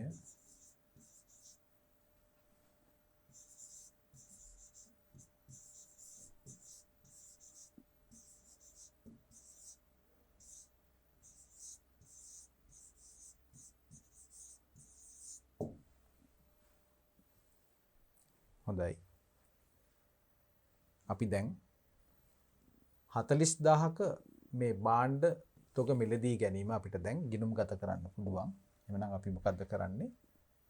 භාණ්ඩ මිලදී ගත්තා කියන්නේ ගැනුම් කියන වියදම ඉහළට යනවා. එහෙනම් ගැනුම් ගිණුම තමයි අපි හර කරන්නේ. මිලදී ගත්ත නිසා ප්‍රතිවිරුද්ධ ගිණුම අපි මුදල් ගිණුමට තමයි අපි බැර කරන්නේ. කවද්ද දිනේ ජනවාරි 3. මුදල් කියලා අපි වටිනාකම රුපියල් 40000යි. 40000ක් හර. එhmenan අපි දැන් බැර සටහන දාමු. ජනවාරි 3 මුදල් ගිණුම මේ තින්නේ බැර පැත්ත. ජනවාරි 3 මොනවද අපි ගන්නෙ? ගැනුම් ගිණුමට රුපියල් 40000ක් අපි බැර කිරීමක් සිද්ධ කරනවා. හරි. එhmenan අපි දැන් එම ගණදෙනුවත් අපි සම්පූර්ණ කරා. අපි උපකරණ මිලදී ගත්ත එක 50000ක් හර කරන අතර උපකරණ ගිණුම මුදල් ගිණුම බැර වෙන්න ඕන. අපිට ඒක මගහැරිච්ච නිසා අපි ඒකේ දිත්ත සටහනේ මේ 1 2 උපකරණ ඔයගොල්ලොත් එක්ක පරීක්ෂා කරන්න ඕන හර බැර හරියට යනවද කියලා. මොකද අපි අපිට පොඩි වරදක් තමයි සිද්ධ වෙලා තියෙන්නේ. මේ අපි මුදල් ගිණුම බැර කරනවා වෙනුවට අපි උපකරණ ගිණුම බැර කරලා තියෙනවා. ඒ කියන්නේ මේ උපකරණ මිලදී ගැනීම උපකරණ ගිණුම අපි හර කරලා මුදල් ගිණුම තමයි බැර කරන්න ඕන. අත්තරදීමකින් අපි මේ ගිණුමට එක දාපු නිසා මම ඒක එතනින් ඉවත් කරනවා.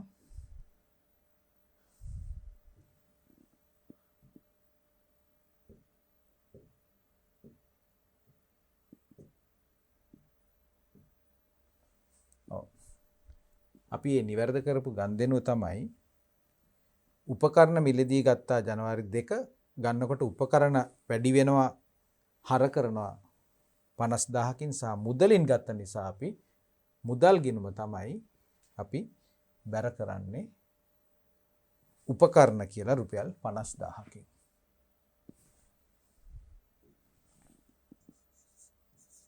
එවනම් දැන් මුදල් පොතට ගණදෙනු දෙකක් අපි බැර වෙලා තියෙනවා. එක පැත්තකින් උපකරණ මිලදී ගත්තා, අනිත් පැත්තෙන් භාණ්ඩ තොගයක් මිලදී ගත්තා රුපියල් 40000ක් වටිනා. එහෙනම් මේ භාණ්ඩ තොගය අපි නිවැරදි ආකාරයෙන් ගැනුම් ගිණුමට මෙන්න මේ ආකාරයෙන් හර කරගත්තා. මේ තියෙන්නේ ඒක. එම්නම් අපිට තව එක ගණදෙනුවයි වාර්තා කරන්න තියෙන්නේ. අන්තිම ගණදෙනුව 4 වෙනි ගණදෙනුව 50000ක් වූ තොගයක් අත්පිට මුදලට වික්කා. 50000ක් වූ භාණ්ඩ තොගයක් අත්පිට මුදලට විකුණනවා. ඒ කියන්නේ 50000ක් මුදල් ලැබෙනවා. 50000ක වූ තොගයක් අත්පිට මුදලට විකුණවුවා 50000ක් වටිනාකම් කරලා. එහෙමනම් අපිට අවශ්‍ය වෙන ඊළඟ ගිණුම තමයි මොකද්ද? විකුණුම් ගිණුම. අපි විකුණුම් ගිණුමත් අපි එහෙමනම් ආකෘතිය සකස් කරගමු මෙන්න මේ ආකාරයෙන්.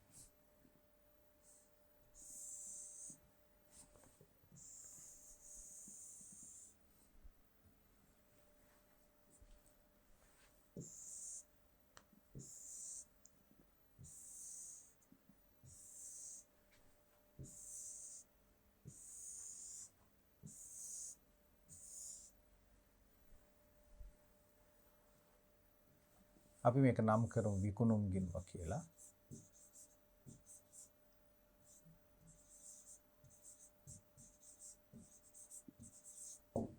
හර බැල වටිනාකම සංගල පිටුව විස්තරය ගිණුම් විස්තරය දිනය. මේ පැත්තෙනුත් දිනය සංගල පිටුව ගණදෙනුවේ වටිනාකම. එමනම් රුපියල් 50000ක් වටිනා භාණ්ඩ තමයි කවද්ද මේ විකුණලා තියෙන්නේ දිනය තමයි 4 වෙනිදා 50000ක භාණ්ඩ විකුණවුවා. ඒක නිසා දිනේ තමයි බැර පැත්තෙන් තමයි අපි වාර්තා කරන්නේ විකුණුම් වැඩි වෙනවා. එහෙමනම් 1.4 මුදල් තමයි ලැබෙන්නේ 50000කින් මුදලට තමයි විකුණලා තියෙන්නේ. මුදල් ගිණුම තමයි හර වෙන්නේ. ඒක නිසා අපි මේ විකුණුම් ගිණුම ඇතුලේ හඳුනා ගන්න අනිකුත් ගිණුමේ නම තමයි මුදල් ගිණුම. වටිනාකම රුපියල් 50000යි. එහෙමනම් අපි දැන් මොකද කරන්නේ? මේකේ බැර සටහන එහෙමනම් අපි හර සටහන් කළා. එහෙමනම් දැන් අපිට තියෙන්නේ මුදල් ලැබෙන එක ඒ කියන්නේ 1.4 එහෙනම් මුදල් ගිණුමට 1.4 විරුද්ධ ගිණුම තමයි විකුණුම් රුපියල් 50000ක භාණ්ඩ විකුණීම තමයි අපිට එහෙමනම් 50000ක් මුදල් ලැබීම මෙන්න මේ ආකාරයෙන් මුදල් ගිණුම හර කරනවා විකුණුම් ගිණුම අපි දැනටමත් අපි බැර කළා. එහෙමනම් ගණදෙනු සියල්ල අපි සම්පූර්ණ කරලා තියෙන්නේ. දැන් අපෙන් අහන්නේ ගිණුම් ගත කර තුලනය කරන්න මේ තියෙන්නේ. ඉහත ගණදෙනු ගිණුම් ගත කර තුලනය කරන්න. එහෙමනම් අපි දැන් තුලනය කිරීම කරමු. අපි මෙතනින් පටන් ගමු.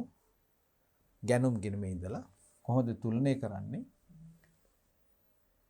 අපි වැඩි පැත්තෙන් පටන් ගන්නවා. වැඩි පැත්ත කියන්නේ 40000 එක ගණදෙනුවයි වාර්තා වෙලා තියෙන්නේ. එහෙමනම් අපි 40000 පැත්තෙන් අපි තුලනය කරනවා මේ ගණදෙනු. එහෙමනම් කවද්ද ජනවාරි මාසේ 31 වෙනි දින තමයි අපි මේ දේ කරන්නේ. එහෙමනම් එකතුව 40000යි. ඒ එකතුව මේ පැත්තටත් ගෙනාවා 40000යි. ඒ එකතුව අපි මෙතනින් දා ගන්නවා ගණදෙනු මේ පැත්තේ කිසිවක් නොමැති නිසා. එම නිසා අපි කියනවා ශේෂය පහළට ගෙන ආවා කියලා. අපි හිතමු ජනවාරි මාසේ 31 වෙනිදා තමයි මේක අපි තුලනය කරන්න කියලා. 1.31 ශේෂය පහළට ගෙන ආවා. එහෙමනම් දිනය 2.1 ශේෂය ඉදිරියට ගෙන ආවා. මෙන්න මේක තමයි ගිණුමක් තුලනය කරන ආකාරය. මේ පැත්තෙන් පහළට ගෙන එන ශේෂය අපි හර පැත්තෙන් ආපහු ඉදිරියට අරන් යනවා. අපි දන්නවා ගැනුම් ගිණුම කියලා කියන්නේ වියදම් ගිණුමක් නිසා වියදම් ගිණුමක අපි හැම විටම දකින්නේ හර ශේෂයක්. එහෙනම් ඒකේ අනිත් පැත්ත තමයි විකුණුම් ගිණුම කියලා කියන්නේ හැම වෙලාවෙම ආදායම් නිසා විකුණුම් වැඩිවීමක් අපි බැර පැත්තෙන් තමයි පෙන්වන්නේ. ඒක නිසා අපි තුලනය කරන්න ඕන බැර පැත්තේ එකතුව තමයි ඉස්සලම අපි දා ගන්න ඕන. එහෙමනම් බැර පැත්තේ එකතුව අපි මේ පැත්තට ගෙනාවා, හර පැත්තට ගෙනාවා. හර පැත්තේ කිසිදු ගනුදෙනුවක් දැනට වාර්තා වෙලා නැහැ. ඒක නිසා අපි මේ එකතුව අපි බැර පැත්තෙන් හර පැත්තට ගෙනල්ලා අපි මොකද්ද කරන්නේ? වෙනත් ගනුදෙනු නැති නිසා අපි මෙන්න මේ ස්ථානයෙන් දිනය තමයි 1.31 වෙනිදා ශේෂය අපි පහළට අරන් යනවා. මේ ගිණුමේ පහළට ගෙන ගියා රුපියල් 50000යි. විකුණුම් එකතුව දැනට 50000යි. ඒක අපි 2.1 ශේෂය ඉදිරියට ගෙන ආවා රුපියල් 50000යි. එහෙනම් අපි මෙන්න මේ ආකාරයෙන් අපි ගැනුම් ගිණුම සහ විකුණුම් ගිණුම අපි තුලනය කර ගන්නවා. දැන් අපිට තවත් ගිණුම් තුනක් තුලනය කරන්න තියෙනවා. එකක් තමයි ප්‍රාග්ධන ගිණුම. ප්‍රාග්ධන ගිණුමේ අපිට වෙනත් කිසිදු ගනුදෙනුවක් වාර්තා වුණේ නැහැ. ඒක නිසා අපිට දැන් පුළුවන් ප්‍රාග්ධන ගිණුමක් තුලනය කරන්න.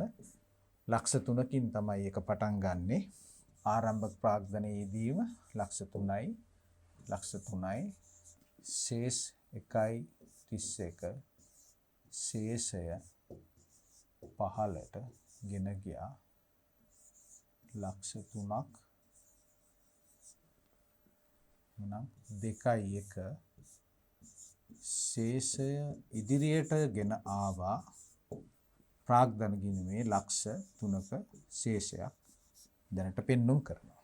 එහෙමනම් ප්‍රාග්ධන ගිණුමත් අපි මේ ආකාරයෙන් තුලනය කරගන්න අතර අපිට ඊළඟට සිද්ධ වෙනවා මුදල් ගිණුම තුලනය කරන්න. එහෙමනම් මුදල් පොතත් අපි මෙන්න මේ ආකාරයෙන් තුලනය කරගමු. මේක උපකරණ ගිණුම. උපකරණ ගිණුම උපකරණ මිලදී ගැනීම අපි බලමු. උපකරණ ගිණුමේ රුපියල් 50000ක එකතුවක් විතරයි අපිට පෙන්වන්නේ. 50,000යි 50,000යි ශේෂය පහළට ගෙන ගියා රුපියල් 50,000යි 1.31 අපි පෙබරවාරි මාසේ 1 වෙනිදා ශේෂය ඉදිරියට ගෙන එනවා රුපියල් 50,000ක්. මේ අපි තුරණය කරේ උපකරණ ගිණුම. ඊළඟට අපිට තව තියෙනවා මුදල් ගිණුම අවසාන වශයෙන් තුලනය කරන්න. අපි ඒකත් කරමු. අපි බලමු මුදල් පොතේ අපි සාමාන්‍යයෙන් අපි දන්නවා හරපැත්ත තමයි වැඩි. ඒක නිසා අපි හරපැත්තෙන් තමයි තුලනය කරන්න පටන් ගන්නෙ. 3,50,000යි 3,50,000යි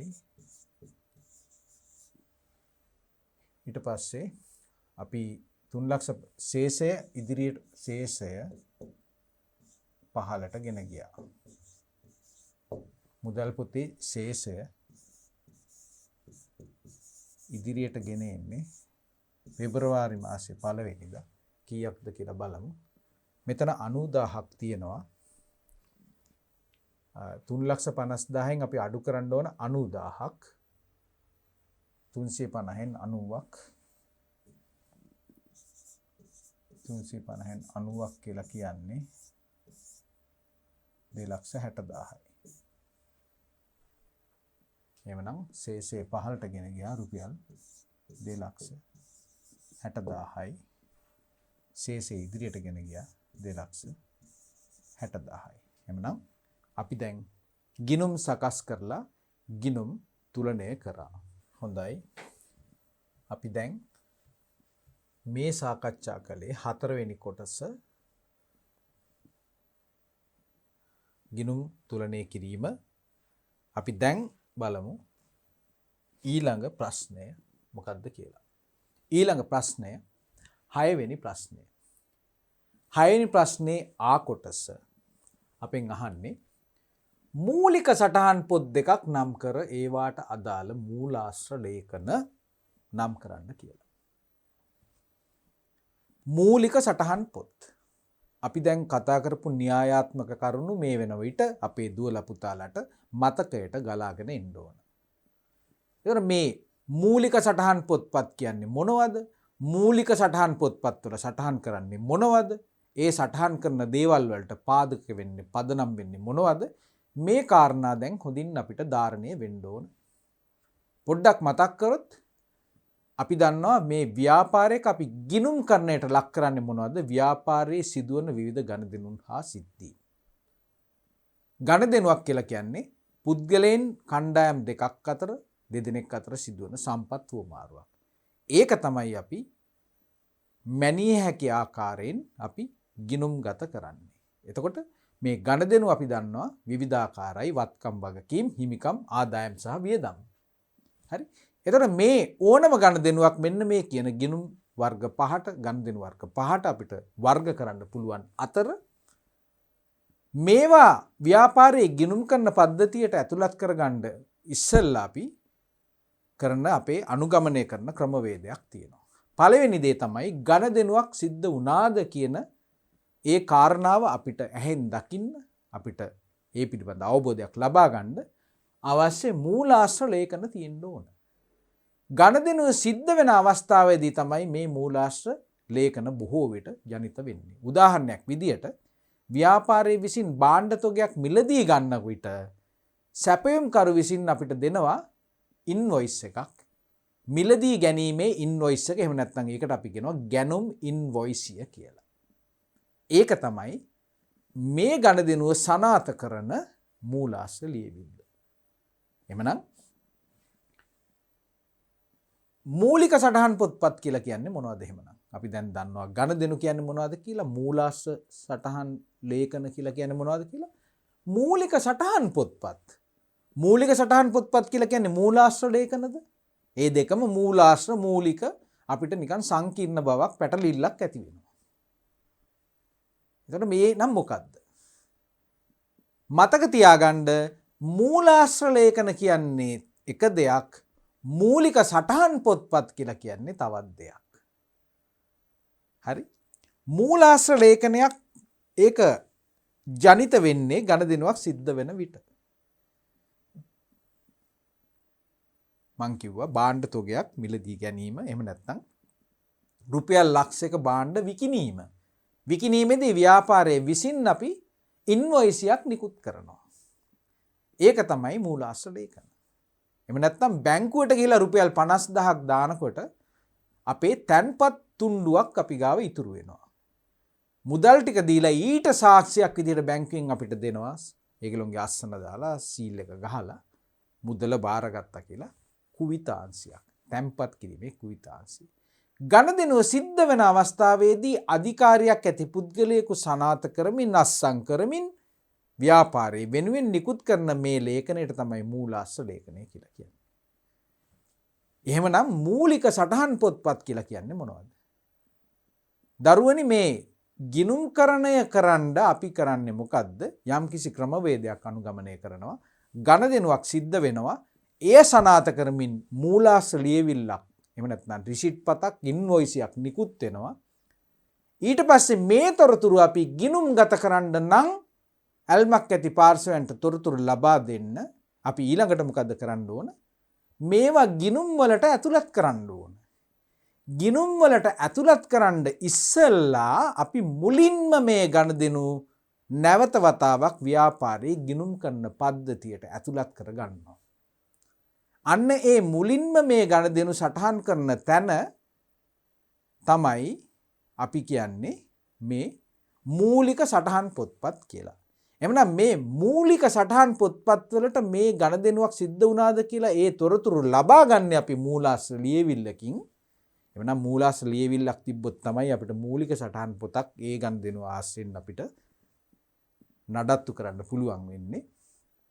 එතකොට මේ වගේ මූලාශ්‍ර ලේඛන අපේ කීපයක් තියෙනවා. මූලාශ්‍ර ලේඛන අපේ කීපයක් තියෙනවා.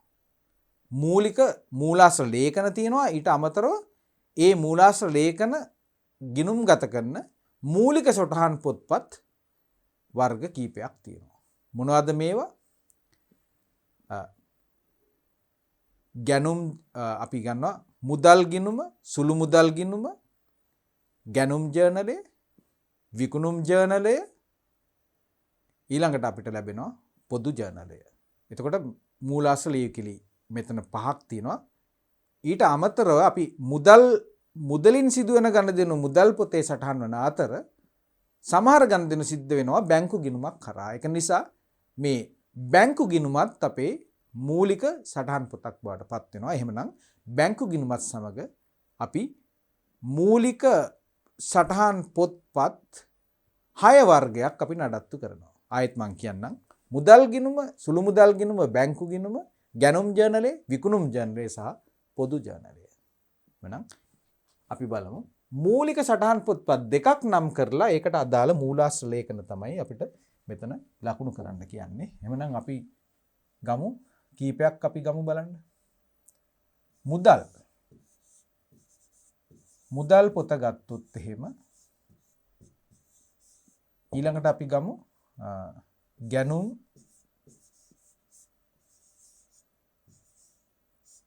ජර්නලය. මේ තමයි මූලික සටහන් පොත. අපි ඔන්න දැන් දෙකක් නම් කරා. මුදල් පොත සහ ගැනුම් ජර්නලය. දැන් අපි වෙන පාටකින් අපි ලියාගමු මොනවද මේකට අදාළ මූලාශ්‍ර ලේඛන කියලා. මූලාශ්‍ර ලේඛන.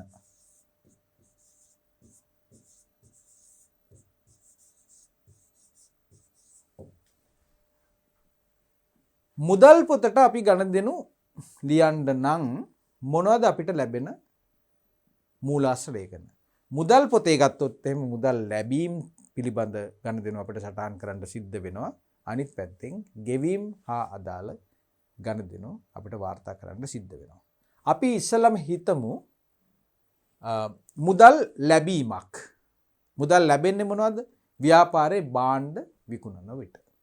එමනම් අපි දාමු භාණ්ඩ විකුණන විට අපි ව්‍යාපාරයේ විසින් අපේ ගණදෙනුකරුට අපි මූලාශ්‍ර ලියවිල්ලක් අපි නිකුත් කරනවා. ඒකට අපි කියනවා ගැනුම් ඉන්වොයිසිය.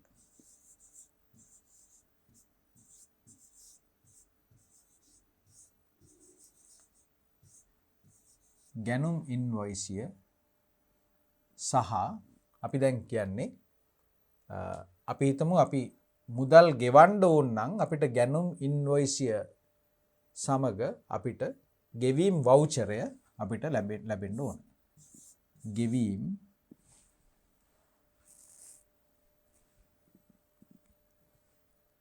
ඉංග්‍රීසියෙන් කියනවා පේමන්ට් වවුචර් කියලා.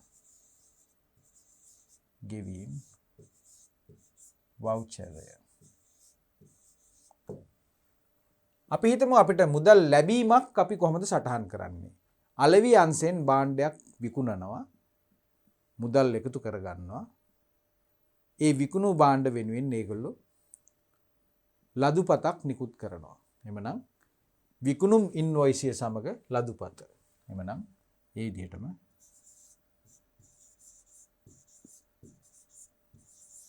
විකුණුම් ඉන්වොයිසිය සහ ලදුපත. මේ අවස්ථාවේදී අපිට මුදල් ලැබීම තහවුරු කරමින් එක පිටපතක් අපි ගනුදෙනුකරුට නිකුත් කරනවා මුදල් ලැබුණා කියලා. ඒකේ අනු පිටපතක් අපි ගිණුම්ගත කිරීම සඳහා අපි අපේ මූල්‍ය අංශයට අපිට ලබා දෙන්න පුළුවන්. ඒ වගේම ගැනුම් ජර්නලය කියලා කියන්නේ දරුවනි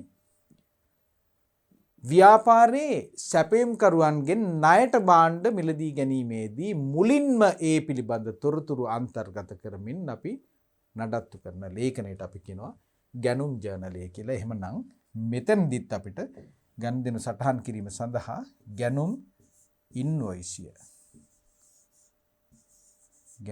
ඉන්වොයිසිය තමයි අපිට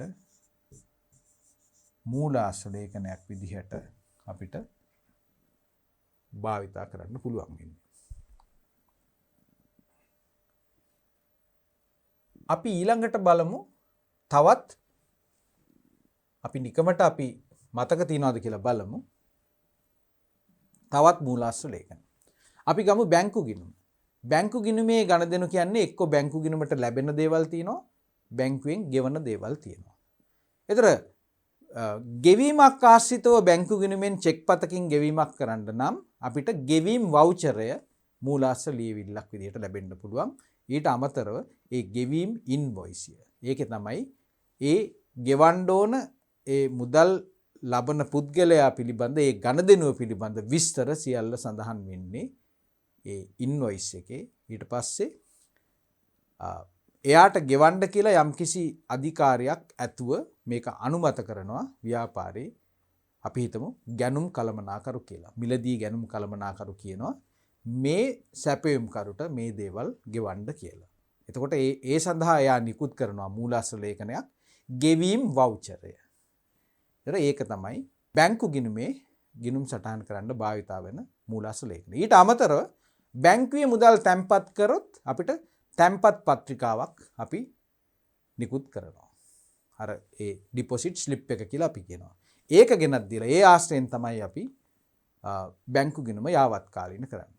ඊට අමතරව බැංකු ප්‍රකාශයක් අපිට ලැබෙනවා. බැංකු ප්‍රකාශයේත් යම් යම් ගණදෙනු මූලාශ්‍ර ලේඛනයක් විදිහට අපි භාවිතා කරනවා බැංකු ප්‍රකාශය. ඊට අමතරව චෙක්පතක් අගරු වුණා නම් චෙක්පත් අගරු වීමේ ලේඛනය අපිට ලැබෙනවා. ඉතින් අපි සුළු මුදල් ගත්තොත් එහෙම සුළු මුදල් වලට අදාළ මූලාශ්‍ර ලේඛනයට අපි කියනවා සුළු මුදල් ගෙවීම් වවුචරය කියලා. ඊට පස්සේ ප්‍රධාන මුදල් භාරකරුගෙන් ලැබෙන ගෙවීම් වවුචරය මුදල් ලැබීම් සටහන් කරන්න අපි භාවිතා කරනවා. එතකොට තව මොකක්ද අපිට තින්නේ? පොදු ජර්නලය. පොදු ජර්නලය කියලා කියන්නේ ඔය වෙනත් ගණදෙනු වාර්තා කිරීම සඳහා භාවිතා වෙන ලෙජරේට කියනවා පොදු ලෙජරේ කියලා. උදාහරණයක් විදිහට අපි ණයට ස්ථාවරවත්කම් මිලදී ගත්තොත් ඒක ගැනුම් ජර්නලයට නෙමෙයි අදාළ වෙන්නේ. අපි පොදු ජර්නලේ තමයි ඒ පිළිබඳව මුලින්ම සටහන් කරන්නේ. එහෙමනම් ඒ ගණදෙනුව සනාථ කරමින් නිකුත් කරන මූලාශ්‍ර ලියවිල්ලට අපි කියනවා ජර්නල් වවුචරය. ජර්නල් වවුචරය. එමනම් අපි පොත් දෙකට අමතරව අනිකුත් කරුණුත් අපි සාකච්ඡා කරා. අපි මතකයේ තියනවාද කියලා බලන්න. හොඳයි. ඊළඟ ප්‍රශ්නය. ව්‍යාපාරයකට මුදල් ලැබෙන මාර්ගයක් හා ව්‍යාපාරයේ විසින් මුදල් ගෙවීම් කරන මාර්ග පෙන්වන්නලු. අපි ව්‍යාපාරයක් ගත්තොත් එහෙම මුදල් ලැබෙන මූලාශ්‍ර මොනවද සහ මුදල් ගෙවීම් සිද්ධ වන මූලාශ්‍ර මොනවද කියලා. එහෙමනම් අපි මේ පැත්තට කියමු ලැබෙන මාර්ග. ලැබීම් සහ ගෙවීම්.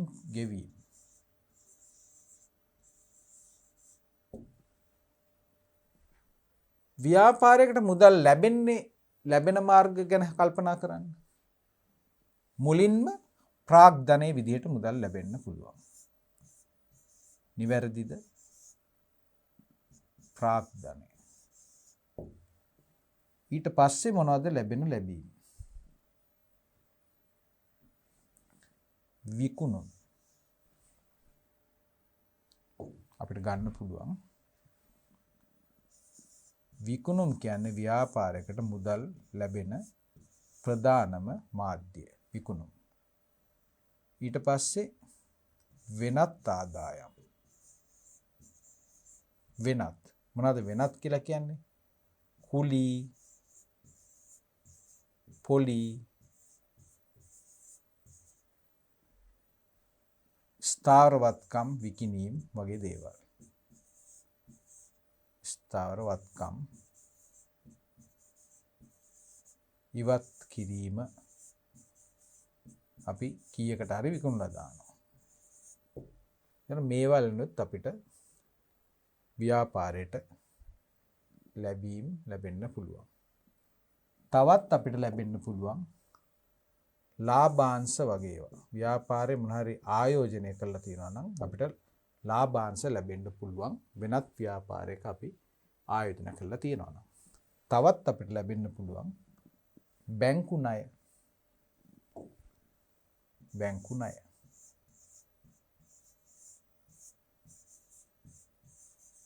තවත් අපිට ආධාර ලැබෙන්නත් පුළුවන්. රජයෙන් අපිට සහන ආධාරයක් ලැබෙනවා. මේ ආදී වශයෙන් අපිට විවිධාකාරයේ ලැබීම් මූලාශ්‍ර තියෙනවා. දැන් අපි බලමු මොනවද ගෙවීම් මූලාශ්‍ර කියලා. ගෙවීම් අපි සිද්ධ කරනවා භාණ්ඩ තොග. ඊළඟට අපි ගෙවීම් කරනවා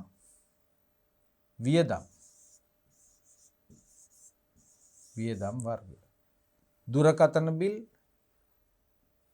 කුලී ඊටසේ අපිට ගෙවන්න පුළුවන්. ඒ කියන්නේ මොනවද මේවා?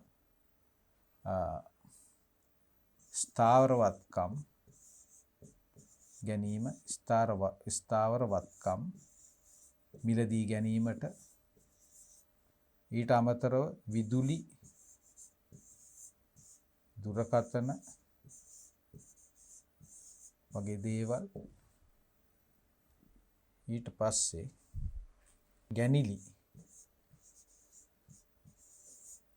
අයිතිකරු විසින් නැවත ගැනීම. ඊට පස්සේ බැංකු ණය ගෙවීම, බැංකු ණය වාරික, ලාභාංශ. ලාභය අයිතිකරුවන්ට ගෙවීම සිද්ධ කරන්න පුළුවන්. මෙන්න මේ ආකාරයෙන් ව්‍යාපාරයකට අපිට ලැබෙන විවිධ මුදල් ලැබෙන මාධ්‍ය සහ ව්‍යාපාර විසින් මුදල් ගෙවන මාධ්‍ය රාශියක් තියෙන්න පුළුවන්. හොඳයි, අපි ඊළඟට යොමු වෙමු. ඊළඟ ප්‍රශ්නය 3 කොටසේ ආ ප්‍රශ්නය. මුදල් පොතේ ද්විත්ව කාර්යය නම් කරන්න. මුදල් පොතේ ද්විත්ව කාර්යය නම් කරන්න. මොකද්ද මේ ද්විත්ව කාර්යය කියලා කියන්නේ? ද්විත්ව කියලා කියන්නේ දෙකක්. අපි අහන්නේ මේ මුදල් පොත ගැන. මොකද්ද මුදල් පොත කියලා කියන්නේ? මුදල් පොත කියලා කියන්නේ මූලික සටහන් පොතක්. මූලික සටහන් පොතක්. එතන මූලික සටහන් පොතක කාර්යභාරය මොකක්ද? මූලික සටහන් පොතක කාර්යභාරය තමයි මූලාශ්‍ර ලියකියවිලි ආශ්‍රයෙන් ව්‍යාපාරයේ සිදුවෙච්ච නොයෙකුත් ගනුදෙනු මුල්වරට ගිණුම්වල ලේඛනගත කරන ස්ථානය. එතකොට මේ මූලික සටහන් පොත්පත් කියලා කියන්නේ සාමාන්‍යයෙන් මේවා ලෙජර් ගිණුම් නෙමෙයි. මේ ගනුදෙනු පිළිබඳ විස්තරාත්මක වාර්තාවක් මුලින්ම රෙකෝඩ් වෙන තැන වාර්තා වෙන තැනට තමයි මූලික සටහන් පොත්පත් කියලා කියන්නේ. නමුත් අපේ එමනම් ද්විත්වකාර්ය කියලා කියන්නේ මොකක්ද? මූලික සටහන් පොත්පත්වල ගනුදෙනු සටහන් වුණායින් පස්සේ ඒකේ සාරාංශය ඊළඟට කොතනටද යන්නේ? ගනුදෙනුවක් සිද්ධ වෙනවා, මූලාශ්‍ර ලේඛනයක් ජනිත වෙනවා, මූලාශ්‍ර ලේඛනය ආශ්‍රයෙන් මූලික සටහන් පොතක මේ ගනුදෙනු සටහන් කරනවා. ඊළඟට අපි මොකද කරන්නේ? ඊළඟට අපි මේක ලෙජර් ගිණුමට අරන් යනවා. ලෙජර් ගිණුම. ලෙජර් ගිණුම කියලා කියන්නේ ද්විත්ව සටහන් න්‍යාය අනුව හරබැර නීතිය අනුව ගිණුම් කරන රීතිය අනුව ගනුදෙනු සටහන් වන තැන. එතන මේ ලෙජර් ගිණුම් ආශ්‍රයෙන් තමයි ව්‍යාපාරයේ මූල්‍ය ප්‍රකාශන සකස් කරන්න මේ මූල්‍ය ප්‍රකාශන සම්ප්‍රේෂණය වෙන්නේ ලෙජර් ගිණුම් හරහා. එහෙමනම් මොකද්ද ද්විත්වකාරයක් කියලා කියන්නේ? ලෙජර් ගිණුමකින් අපි පෙන්වන්නේ ගිණුම් කරන සමීකරණයේ දෘෂ්ටි කෝණයකින් ව්‍යාපාරයේ ඕනම ගනුදෙනුවක් අපි ගිණුම් දෙකක සටහන් වෙනවා කියලා කියනවා.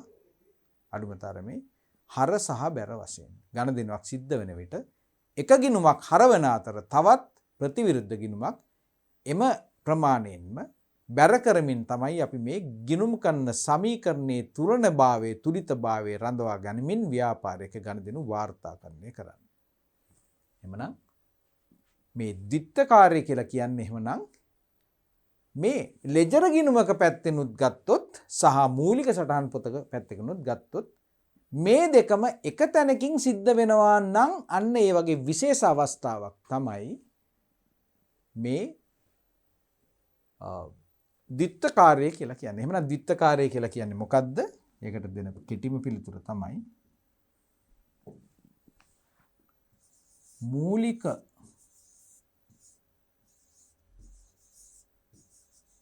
සටහන් පොතක කාර්යය පොතක කාර්යභාරය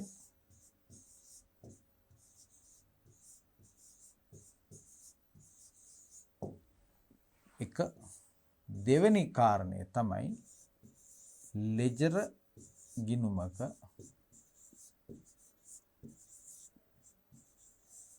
කාර්යභාරය. ඒ කියන්නේ සාමාන්‍යයෙන් නම් අපි ගැනුම් ජර්නලය ගත්තොත් එහෙම ගැනුම් ජර්නලයේ තියෙන ගනුදෙනු සාරාංශය අවසානයේ ලෙජර් ගිණුමේ හර බැර සහ ගිණුම් දෙකකට අනිවාර්යෙන්ම අපි ලකුණු කරන්න ඕන. අපි ණයට ගත්තොත් එහෙම ඒ ගත්ත මාසයේ අන්තිමේ ඒ ගැනුම් වල එකතුව අපි ගැනුම් ගිණුම හරවන අතර හර කරන අතර ණයට ගත්ත නිසා අපේ සැපයුම් කරුවන්ගේ ගිණුම් අපි බැර කරනවා. එhmenan ලෙජර් ගිණුමේ ස්ථාන දෙකක ගිණුම් ආරම්භ වෙනවා. ගැනුම් ගිණුම සහ ණය හිමියෝ ගිණුම්. ඒ දෙකම ආරම්භ වෙනවා. ඒ කියන්නේ ගැනුම් ජර්නලය කියන එක ද්විත්ව සටහන් ක්‍රියාත්මක වෙන තැනක් නෙමෙයි. ද්විත්ව සටහන් විදිහට ඒක වාර්තා කිරීම සඳහා අපි වෙනමම ඒ ගනුදෙනු දෙක හර බැර සහ වශයෙන් අලුතෙන් ආරම්භ කරන ගිණුම් දෙකක අපි වාර්තා කරනවා. නමුත් මුදල් පොතේ විශේෂත්වයක් තියෙනවා. මුදල් පොතේ අපි පෙන්වන්නේ ඒකේ හර සහ බැර කියලා පැති දෙකක් තියෙනවා. ඒක නිසා ගනුදෙනුවක් සිද්ධ වෙන විට උදාහරණයක් විදිහට අපි හිතමු ණය ගැතියෙකු මුදල් ගෙවනවා. ණය ගැතියෙකු මුදල් ගෙවන විට අපි මොකද්ද කරන්නේ?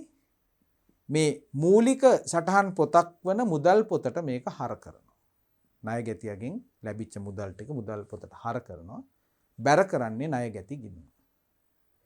එතකොට මේ මුදල් පොතට අපි මේක හර කරපු මේ සටහන මුදල් ඒ ආකෘතියේ අපි හර කරන නිසා අපි නැවත වතාවක් ලෙජර් ගිණුමකට මේක අරන් යන්නේ නැහැ. ඒක නිසා ඒ හර කරපු සටහන අපි හර සටහන විදිහට පිළිගන්නවා. ගැනුම් ජර්නලේ එම කර්තව්‍ය සිදු නොවුණත් විකුණුම් ජර්නලේ එම කර්තව්‍ය සිදු නොවුණත් ගැනුම් ජර්නලේ සිදුවෙන දේවල් අපි හර කියලා ගණන් ගන්නේ නැහැ. අපි ඒ වෙනුවට ආපහු ගැනුම් ගිණුමක් වෙනම ආරම්භ කරනවා. නමුත් මුදල් පොතේ හර කියලා වාර්තා වන පෙන්නන මේ ගණදෙනු ඒවා නැවත වතාවක් වෙනත් ගිණුමකට අපි හර කරන්නේ නැහැ මුදල් ලැබීම් පෙන්නුම් කිරීම සඳහා. ඒක නිසා තමයි මූලික සටහන් පොතක් විදිහට ඒ ගණදිනුවේ විස්තර සටහන් වෙන ඒ සටහනම අපි භාවිතා කරනවා ලෙජර් ගිණුම් හර සටහන විදිහටත්. ඔන්න ඕකට තමයි ද්විත්වකාරය කියලා කියන්නේ. හොඳයි. අපිට තව කොටස් කීපයක් ආරම්භ කරන්න තියෙනවා. ඒ කියන්නේ තව මේකේ ආ කොටස සහ අවසාන ප්‍රශ්නේ 7 වෙනි ප්‍රශ්නය.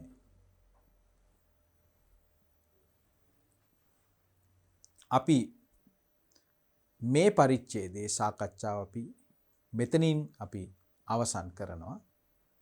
මේ ප්‍රශ්න පත්‍රයේ ඉදිරි කොටස් ටික අපි ඊළඟ පරිච්ඡේදයෙන් අපි සාකච්ඡා කිරීමේ බලාපොරොත්තු වෙනවා. එහෙමනම් මම විශ්වාස කරනවා අපේ දූ දරුවන් සියල්ල මේ ඉදිරි ප්‍රශ්න සාකච්ඡාව සවන් දීම සඳහා මාත් සමග ඊළඟ 4 වෙනි පරිච්ඡේදයෙන් මාත් සමග එකතු වෙයි කියලා. නැවත වතාවක් අපි ඉක්මනටම හමු වෙමු.